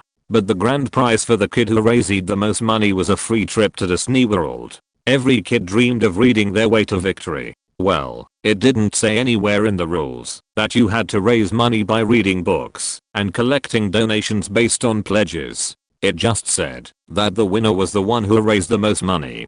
So while I was plowing through as many short kids books as I could find and collecting a quarter a book from my family members, one of my childhood friends was going door to door at various local businesses, hitting them up for lump sum donations. This was his dad's idea. His dad was a small business owner who seemed to know a lot of people in the community. I don't think he read nearly as many books as I did, but judging by the photos in the article in the paper, he and his family really enjoyed that trip to Florida. The rest of us enjoyed our pizza. I exploited the Sprint dial-up registration process to get free dial-up internet for about 6 years. Back in the dial-up internet days, around 1997, I had my computer in my bedroom and a dedicated phone line for my dial-up. I played a lot of games, mostly TFC and natural selection, but I was barely a teenager with no money. My parents were already paying for me to have a dedicated phone line and they didn't want to have to pay for internet too. About this time, a few free dial-up internet companies were showing up, the biggest of which was NetZero. They had a launcher that would connect for you. You didn't even need an account, but it would always be on top, and it would pop up ads occasionally, both of which were things that hampered my gaming. I figured that the program had to dial out to a number and had to pass regular authentication data. Again, it didn't ask me for it, but something had to give a user/pass. So I used a program to watch the packet data and found the phone numbers and username and password that it used to connect. Once I had that, I could use Windows' built-in dialer program and could connect to NetZero servers without using their interface. So, here's where the loophole comes in. Eventually NetZero and the other free dial-up providers figured this out and would drop any connection not using their host connection software. I never bothered to try and figure out what handshake data it was sending out, because I then found Sprint's dial-up registration installer, which would connect to the internet in order to complete your sign-up. And best of all, it was completely unrestricted access to the web. There was no filtering or blocking of any kind. So because Sprint's program took up the full screen and was always on top, I again sniffed the traffic and collected the phone numbers and login credentials. And I used that to have free internet access until about 2004, when I moved to a new place with cable. I always wondered if there was some sysadmin somewhere thinking, wow, this person really is trying to sign up for an account, or if Sprint ever knew their system was so insecure. I can't be the only person to have figured it out. I was a new admin on a UO free shed where the owner kept making bigger, better equipment for the players. There was zero challenge to any boss battle because players had suits that did 100% reflect physical damage. They kept trying to make the bosses just have more health and hit harder. It was pretty pathetic. They'd make the hardest boss yet, and it'd die after attempting to hit a player 2 or 3 times. The worst part was that PvP was standing right next to someone and hitting them with a weak spell. The character automatically retaliates with a melee attack, and you die. Anyways, onto the loophole. Because it only reflected physical damage, I made a pathetic weapon compared to the other weapons available on a weak boss. The loophole was that the weapon only did elemental damage 100% of every element, and since there were 4 elements in UO, it did 400% of what it should have been doing. Instead of hitting 450 HP, it would hit 200 HP.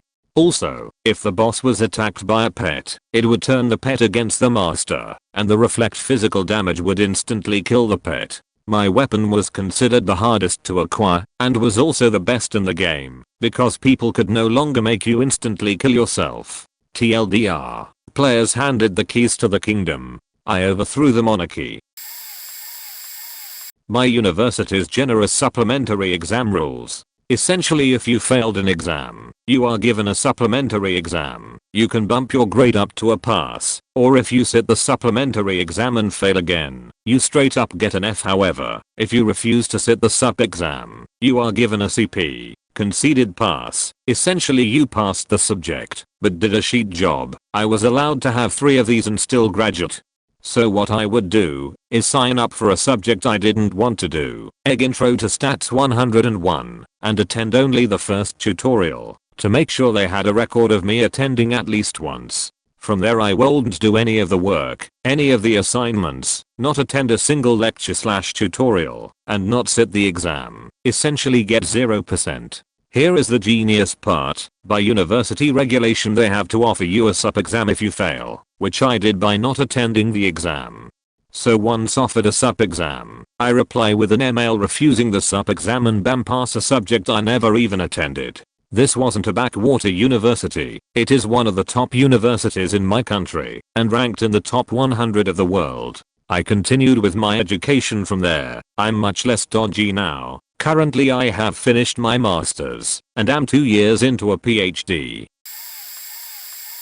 On honeymoon I lost my credit card. They kept promising a new one would be delivered the next day, but it never was. So I was a bit annoyed at the card company. I get back from honeymoon and find a promotional card in my mailbox. For every 5 transactions we will give you 5,000 frequent flyer points. I read the terms and conditions. No limit. No minimum spend. It also interestingly said points have no monetary value.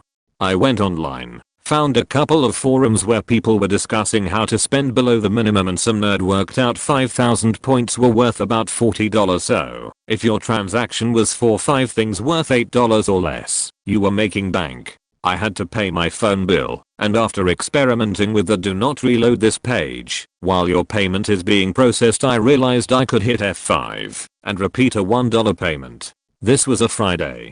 1,300 button pushes later, my phone bill was prepaid to hell and back. Come Monday morning 1.3 million points showed up in my account. As they could be converted 1:1 for frequent flyer points, I converted them immediately and went shopping on the frequent flyer shop. 650,000 points for a 52-inch top of the line Bravia TV. Done. On the Monday at 10 AM the promotion was pulled and reissued with a 75,000 cap on redemption. On Tuesday the whole promotion was pulled. I had 3 nail-biting days until a 52-inch Sony Bravia top of the line, back then, arrived from the frequent flyer store. The only retribution was an angry voicemail from a dude at the card company telling me that they were pretty unhappy with what I had done, but weren't going to do anything about it. He was so mad he repeated everything again. It was so sweet. My only regret is I didn't keep going. It only took 2 hours to press the button 1,300 times during work. Also my phone bill and credit card bill arrived by courier. For a moment I thought it was a process server delivering court papers suing me because there were 80 pages long of $1 transactions. It was beautiful, and I've been upgrading myself on flights ever since. Still got a few 100,000 points remaining 6 years later, but most of those are probably legit earned.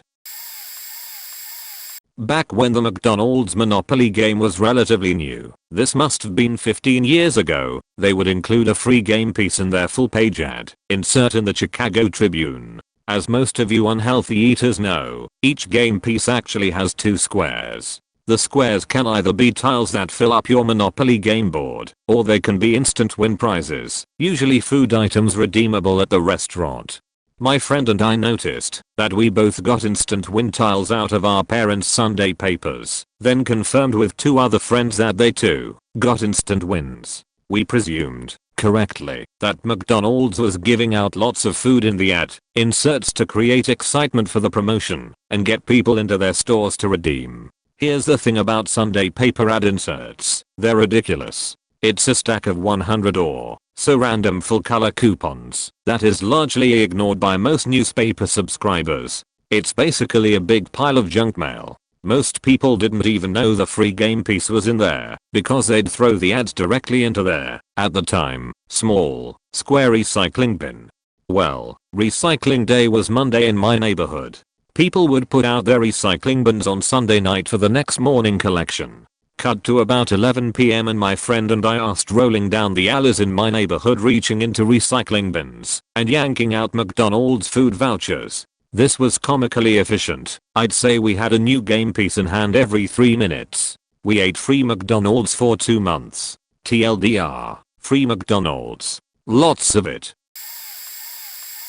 In the UK it's pretty common for electronic stores to offer money off deals during the World Cup. In 2014 the deal was that for every goal that England scored during the WC in Brazil you got £10 credited to your account if you bought a new TV, or you could get £5 for every goal that Brazil scored. I was looking for a new TV and bought one in the weeks running up to the WC, signed up for the cash for goals offer on the company's website, and chose Brazil for obvious reasons.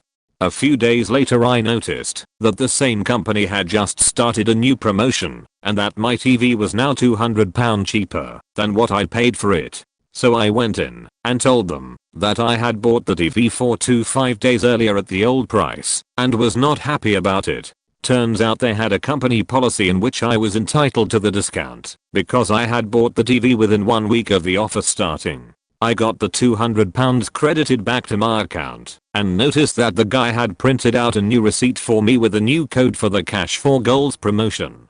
So I signed up again and again chose Brazil. I think in the end England scored 3 times so everybody that chose them got £30 back. Brazil scored 11 times so whoever picked them got £55. I ended up with £110 back due to the 2 different receipts. There was no system in place that flagged that the same account had been entered twice. So the TV I paid £700 for and was happy with at that price ended up only costing me £390.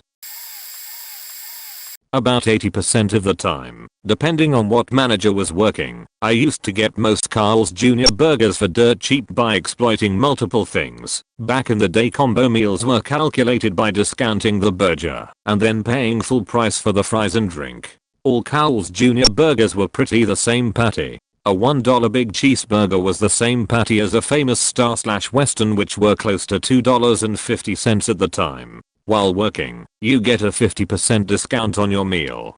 So what did teenager me do when I worked there? Order a big cheeseburger plain combo, add BBQ sauce, add onion ring, 50C in a combo. Again, depending on what manager was working, I would not add this and add the onion ring in the back. Subtract the drink, subtract the fries, get a 50% discount and pretty much get Western/famous stars for close to 42.60 cents depending if I was on or off the clock. Also, depending on what restaurant you go to, ordering the dollar burger or cheapest burger, plain and adding sauces, usually free, and toppings you want, usually cheap, to pretty much make the burger you want, and can be cheaper than just ordering the burger by itself. Back in 2009 and before, Apple was offering Apple Care Protection Plan, where contract numbers would only be digits. Example: 53,102,012,345,678. The first 6 digits were to designate the Mac model these plans were for. Here 531,020 stands for an iMac, or whatever, and the remaining numbers were just actual contract numbers. But they were following a pattern, where you just had to add +11 to it, and you would end up with another perfectly working Apple Care Protection Plan, unless already used. So if in my example 53,102,012,345,678 was an actual Apple Care contract number for an iMac, 53,102,012,345,689.78 plus 11 would also be a correct contract number. You would test the contract numbers on the Apple Care website, not going through the entire activation process. If the number wouldn't work, you just had to keep trying adding +1 and eventually you'd find a working one. Needless to say, that when I discovered that trick I covered all my Macs and iPhones for family and friends, but also sold a few to random people. eBay was completely filled up with all kind of vendor that were generating Apple Care numbers and selling them all around the world. Instant delivery, fast, reliable, and secure, etc. Some people may have generated so much money, like some vendors with 30k plus happy customers. Imagine 30,000 x $200. That is $6 million. This is sick. Anyway, at some point Apple changed the pattern for its contracts, and it is now a succession of letters and numbers. Apple would also not deny people with duplicate numbers. Pretty sweet. If you would have bought an Apple Care that would have had already been registered with your legitimate proof of purchase, i.e. the box and receipt, they would just cover your device with another contract number. Apple must have lost so much money. Prior to Halo 4's release, Mountain Dew and Doritos did what they always did prior to A-list releases: market the hell out of them. This time, you could collect codes on their products, bags of chips, boxes of soda, etc. Enter the codes online, and not only get some double XP time within Halo 4, but also an entry into one of several drawings for various prizes. Having already participated in several Mountain Dew/Doritos contests in the past, I decided to give this one a try too. But very early into the contest, I realized that the codes used for entry were printed on the outside of bags of Doritos.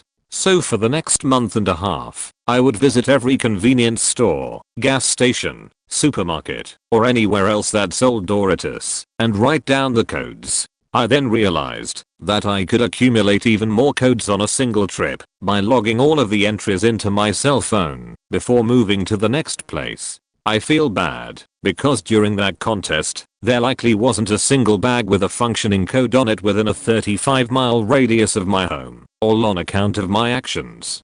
As if that wasn't enough, I accumulated so much double XP time that I maximumed out my account and began to sell the accumulated excess online. Yes, people were actually buying minutes of playtime where they could gain X to the experience points in game. It was tricky, because eBay started to get wise to this operation and tried to shut down my listings, but I learned to make the auctions short and end at times when the mods wouldn't be paying as close of attention. When the contest was all over, I had made over $300 through the sales of these codes. And if that wasn't good enough, with all of the contest entries I had accumulated, I also managed to win a drawing for a collector's edition of Halo 4. In short, it was one of the best contests ever. Mine was virtual, and I wouldn't say I exploited the hell out of it, but I exploited it more than I've exploited anything. Also, only Guild Wars players will really understand most of my lingo here. In Guild Wars, about 2007 or 2008 there was an assassin farming build that was able to solo certain areas of a high level dungeon called the Underworld. Well, this lasted about 2 maybe 3 weeks before they patched it out to make it harder. So I guess it really wasn't an exploit per se, but they didn't really intended for it to happen. Anyways, during this run, that took about 30 minutes to an hour depending on how good you were, you could get anywhere from 5 to 25 ectoplasms, which was a form of in-game currency that was top tier 1 ECTOPLASM equals ABOUT 10k in-game cash at the time. So I spent a good 2 to 3 days doing this and got a whole stack. I wish I would have spent more time because some people got 2 to 3 stacks and that was a big deal back then, lol. There are a couple of other times too in that game. I can't remember exactly, but it was around 2007 in Cantha there was a bug that when two enemies fought each other they would drop items. And the devs, let this go on a day before they patched it. I spent 5 to 6 hours letting enemies fighting each other and gathering the spoils for doing nothing. The last one was way back in 2006 or so. They had this mechanism in game to prevent 55 monks, that's a farming build, from farming as much, which was, when you had an AoE spell it would make the enemies scatter when you hit them with it. Well, for one day in 2006 there was a bug that made that stop. I didn't utilize it as fully as I could have, but I did use it and made like 100k off it, which wasn't that much really, but it was a decent amount back in those days. I didn't spend as much time as I should have farming that day. Not so much a loophole as a real dick move, played over and over again. In my province, Ontario, beer is sold at the beer store. Literally, that's what it's called. I won't get into the semantics of this shithole, but it's owned by Molson, Coors and Labatt's. Everyone hates it. The place smells like stale beer, the employees are notoriously rude, and because of the monopoly they have on beer sales, our prices are stupid high, $11 for a 6-pack of Budweiser. Now, I roll in at 5:52 PM, just before they close. But, the doors are locked. After yelling they are not closed, and the employees just giving me this fuck off look, I grab my camera and take a short video of us trying to get into locked doors, along with a nice clear shot of the clock inside the store, clearly showing about 5:55 PM at this point. Call up their head office, give them this big sob story about how I just moved that day and I couldn't even get beer for my buddies, to thank them for a job well done, how we were all sitting there forced to drink pop with our pizza. I really poured it on good and managed to get this thing pushed to some district manager level of sorts. After a few days this guy calls me, apologizes profusely and ends up mailing me 10x coupons for a free case of beer. I was beside myself on how generous they were. Never seen this type of compensation over such a trivial thing. Now, needless to say I use these things like golden eggs. I'd walk in with the smuggest grin on my face, and if the employees that locked the doors that day weren't there, I wouldn't use one. But, if they were, I'd get them to ring it up and pull one of these tickets out with the biggest smile saying, "Hey, thanks again for being a dick that day and closing early. This free beer is amazing." I felt like Shirley with the golden ticket to the chocolate factory each and every time. Username, can't speak. Post time, Tuesday, February 9th, 1 hour, 31 minutes and 56 seconds 2016 UTC. Reason for a post, original post and username deleted. A couple of years back I worked in sales for a domain registration company who also provided ML hosting, SEA and PPC stuff. KPIs were always revenue based and were getting tougher to hit as more people ordered online rather than through telesales. Anyway, after putting a sale through and giving the receipt number to the customer, I noticed the receipts were also the customer ID number and were numerically ascending for new accounts. A few minutes after making the sale I searched for an account with one number higher than the previous receipt. Bingo. A new account with a big sale made entirely online. When a sale was made, an employee claimed the sale by manually entering a note on the account then putting the amount it into the sales sheet. I hid my monthly KPIs in day, and with commission at 20% of anything over it, the problem was trying to keep it at a realistic level without getting caught. I made sure I finished with the second or third highest figures each month.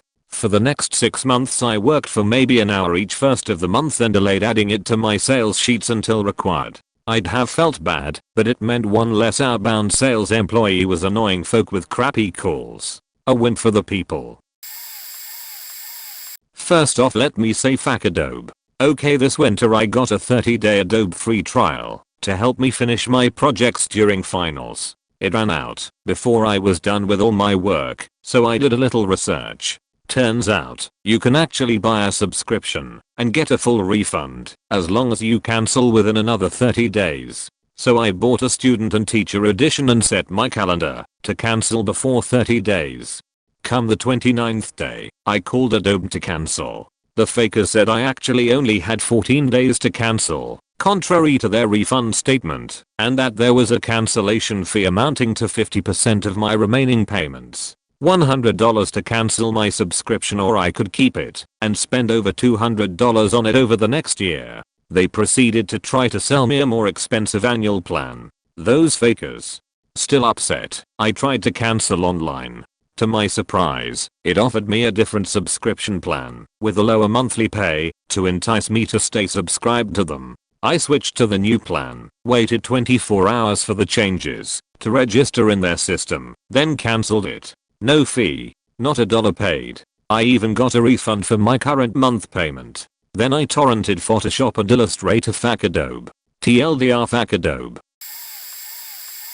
When I was in college I went on a school-sponsored backpacking trip. I'm a concealed carry permit holder, and the forest is one place I refuse to go without a firearm. One of the instructors said for no one to bring firearms, but I didn't give a fuck, and after scrutinizing the rules and guidelines for the trip I found nothing at all in writing that prohibited firearms. So the second night on the mountain, I just got done quietly cleaning my pistol in my tent. It was very rainy that week. I reassembled it, reloaded it and placed it in a small case in my sleeping bag with me. Well, as fate would have it had a mechanical malfunction and fired a round right through my bag in the floor of my tent.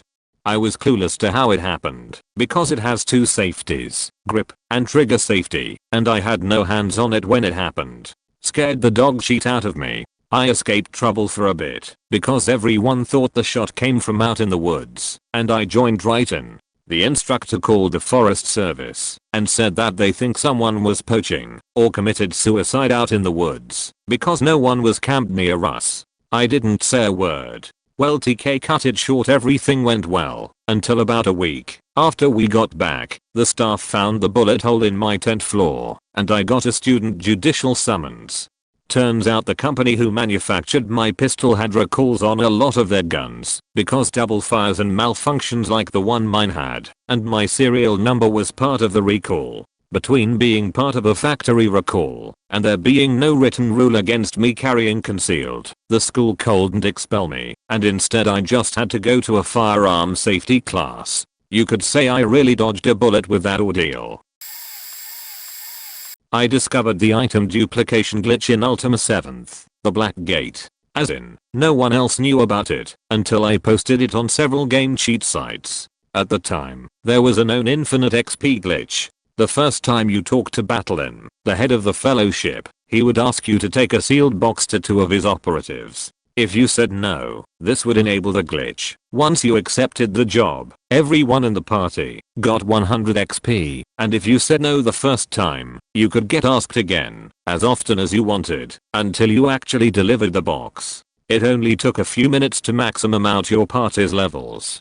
Here's what I found, purely by accident. Enable the glitch as usual. Once that's done, go into your inventory and move something that stacks, arrows, gold, reagents, anything that asks for an amount before moving it. Then talk to Battlein and accept the courier job again. Go back to your inventory and you'll find the item you moved is back, as well as the original stack being wherever you put it. The item stack gets copied in its prior location.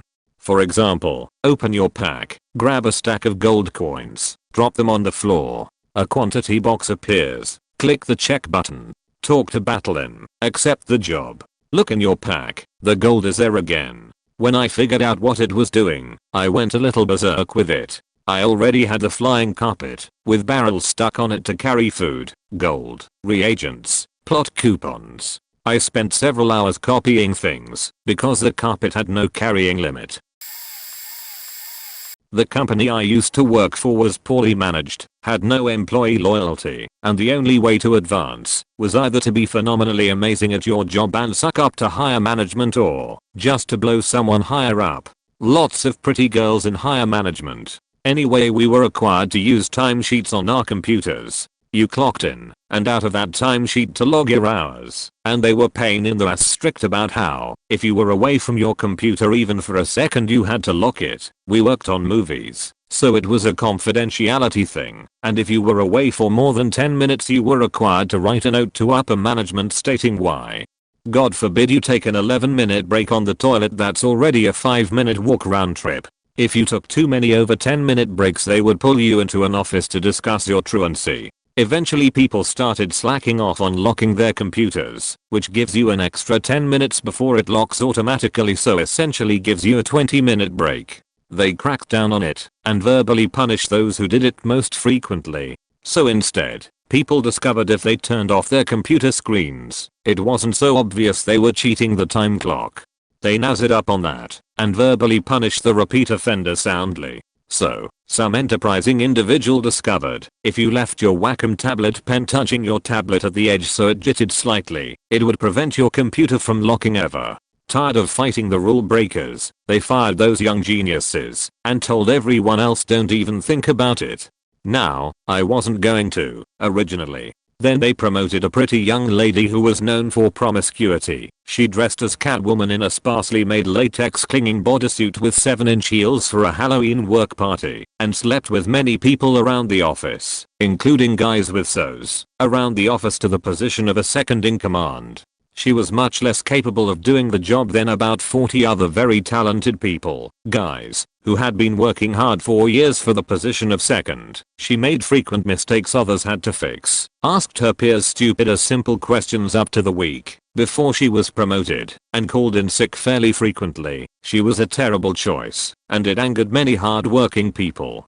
A few months later, they promoted her just as promiscuous and even less talented best friend, even though she'd been verbally reprimanded several times for wearing skirts that were too short, heels that were too tall, and blouses that were too low cut. They scolded people who called in to work more than 3x a month, but if upper management liked you, they let you get away with calling in 3x a week, and would give you several raises. My roommate called in sick literally 2 to 3 days a week and they ended up giving him raises 3 times throughout. I'm dead serious, and not exaggerating a bit. Then, they fired people who had been working there faithfully for 5 to 7 years with 30 minutes notice, because they wanted to move to Canada for cheaper tax breaks. Literally 200 plus people, mass exodus. It was a sad, sad day, many tears. Anyway, the point is, it was very poorly run, and I, a poorly treated quiet mouse of a peon, found a way to circumvent the system. I discovered, in my normal way of testing limits, that if I exited the timesheet a certain way, anything I did while it was closed, including locking my computer, would be unlogged. So, if I turned it off and left for 3 hours, my timesheet would essentially say I had been working for 3 hours and hadn't taken a break. When they fired almost everyone, they told the rest of us we had 3 months left. Everyone kind of stopped giving a shit. There were maybe 20 of us left in a company of originally around 300, and they still refused to treat us with respect, actually offered us a $1 raise, in Canadian dollars, to move cross country from CA to Toronto with no relocation assistance. There was so much more they did. Their reviews on Glassdoor have gone straight to the shitter because of how they treated us. I took 3-hour breaks that included going tanning, picking people up from airports, dropping off mail, napping in the car, and eventually a group of us would go to the newly opened Mexican bar down the street and drink margaritas and craft beer for hours and hours because, as the joke went, what are they gonna do? Fire us? After being treated so shabbily and being fed up with how they treated most of us, I took my revenge by using this cheat for 3 years and shared with a trusted few. They moved to Canada and have yet to discover my workaround from those still employed there, so my friends still use this hack to take 11-minute or more sheets without having to explain themselves. Sheet on in peace, my friends. My gift to you. throw away because possible fraud. TL/DR. Scammed Microsoft selling Xbox 360s. Got paid. Back when the Xbox 360 was released it had a 1-year warranty, like most electronics in Canada. After a few years Microsoft got sued over the high failure rate of the Xbox, RROD, Red Ring of Death, and were forced to extend the warranty on all consoles to 3 years from manufacture date. Microsoft quietly released a statement to all register users about this change in warranty, but few people took notice. Here in Canada, Microsoft contracts repairs out to third-party companies. These companies are paid per unit they fix. The faster they repair units, the more money they save/make. I noticed the company Microsoft was using in Toronto didn't care about console condition or warranty sticker. Why? They have already wasted time unloading the box, scanning it into the system, and if they return it unfixed, they don't get paid. It was much easier for them to just render the console dead and replace it with a brand new one. 5 to 10 minutes of work, no diagnosis/repair time, easy money for them. After sending in a few consoles of my own, I got an idea. I found a supplier who purchased all of Walmart's returns. I would buy a few dozen of returns Xbox 360 bundles at a time. At least half were from people who just swapped their broken unit and returned it. Controller, cables, headset, hard drive, all brand new. I would sort through these bundles, pull the units that were under 3 years old, 80-90% were good, and send them off to Microsoft for repair. I had multiple names, phone numbers, addresses, everything. But they all came to me. I probably sent in around 150 units in total. Only 2 came back repaired. The rest were brand new with a manufacture date within a month or less. I would then sell these brand new bundles as console and all accessories are new, just open box, on Kijiji and Craigslist for $100 less than retail. I also had a scam where I would post ads stating, give me $125 plus your broken 360 for a brand new unit. A ton of these were under the 3 years. The rest were repaired or used for parts. I did this and repaired/modded Xbox 360s for about 3 or 4 years on the side while in college. It was my only source of income. I made a faking killing. A burrito joint called Moe's used to have a promotion where, if you filled out a survey online, you would get a code to write on your receipt to exchange for a free burrito. To avoid abuse, you could only fill out the survey once per month. There were several flaws. The 1 per month limit could be beaten by simply using a different email address or adding a period somewhere in it. The cashier would hand you the receipt generated by the free burrito, which in itself could then be cashed in for another free burrito, given a valid code, which leads to the flaw that kind of put it in okay. I need to be very careful with this territory. Even for broke college student me, the code was 4 digits. The first 2 digits were 12 minus the current month. The second 2 were the current year. So the code for February, if that system was still in place, would be 1016. My way of, I guess, not going ham on it, was to only exploit that first flaw. That way I'd pay for at least every other burrito, and the store would still get a good survey result. Also, burritos aren't super healthy, so I only ate there 2 or 3 times a week maximum. Within a few weeks of realizing all of the above, the store stopped that promotion. Apparently, there were people less scrupulous than myself that went too far with it. I think I got maybe 3 or 4 free burritos out of it. Movie Pass is a $35 per month movie theater subscription that works at almost every major theater in my area. There are a few stipulations, 1 per 24 hours, 2D only, etc. But in general it's a great value. With $12 ticket averages here, I have to see 3 movies a month to make it worth it. I have had it for 8 months and have seen 60 movies on it so far, meaning I have seen almost double the amount of movies it would take to make an entire year's subscription worth it. Anyway though, here's a loophole. The service works by giving you a credit card that gets reloaded every time you claim a movie to see. So, you pick Star Wars at 7 PM, it loads your card with $12, and then it gets swiped like any credit card. Well, AMC and Regal have rewards programs that give you points for dollar amounts. Since their POS systems don't know that it's a subscription card, I get credit for spending about $12 every time I claim a card. Extreme example, if I maximumed out the service by seeing one movie every 24 hours for a month, I would spend $35 total for the month's subscription, but would get reward points as if I spent $360, $12 x 30 movies. Regal just changed their reward schedule, but under the old system, that would be 3 free sodas, 2 free popcorns, and 2 free movie passes. Ironic. I'm late to this party, but here goes nothing. In the late 80s, Coca-Cola had a scratch ticket promotion card packed with half racks that has a baseball diamond where you scratch 2 bases off, and if they matched you won a prize. My dad worked at a Coke distribution warehouse and often came home with a lot of paraphernalia. During this promotion he just so happened to grab a stack of like 150 of these damn scratch cards. He handed them to me and said, "Here, scratch some winners and you can trade them with your friends at the playground." We didn't need any of the free soda, since as an employee he could buy a whole case for just 10 cents. So I started scratching, and losing, and scratching, and losing. But something seemed odd to me, so I looked at all the losers under closed light, and revealed the winning combos on them all. I noticed irregularities in the print for each possible winning combo that gave it away if you knew which was which before scratching. Baselines that were slightly thicker, middle infields a slightly lighter shade of brown, text that was aligned a bit differently.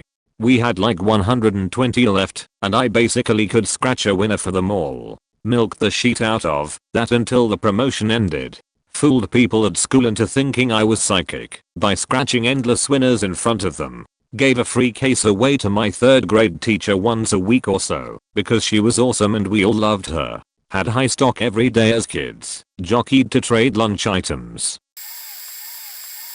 In my first few years of college, I commuted. On top of that, and quite stereotypically, I was really poor. I was always hurrying from class to try to make my lousy part-time job. Just like most things in college, they gouge you where they can. Parking was a ridiculous cost they don't tell you about when coming from high school. One day while leaving, there was an old man parking garage attendant who says $8, but when I go to pay with my debit card, he quickly changes his mind. "No charge," he says, and let me through without paying the ridiculous daily fee. Huh, weird, I thought. Credit card machines must be down. Whatever. Next week comes, and I see the guy again in the parking garage. Hand him my credit card again. No charge. Now I'm just curious. I spend the next few months saving myself a shit ton of money because every time I see him, I make sure to go through his line. Sure enough, every time I have my debit card in my hand while going to leave, I get through for free. The last day of the semester I go through, he sees me and looks agitated. "No charge," he said, but looked really pissed about it. He quickly adds, "Man, why don't you ever have cash?" Then opens the gate to let me leave. So what exactly did I learn from this? Not much. Did he never learn how to use the credit card machine and just did this for all students? Did he just decide to like me? Was this his subtle way of sticking it to his shitty job, but realized after a while I was just using him in some way? Either way, thanks old man, you helped me be less poor.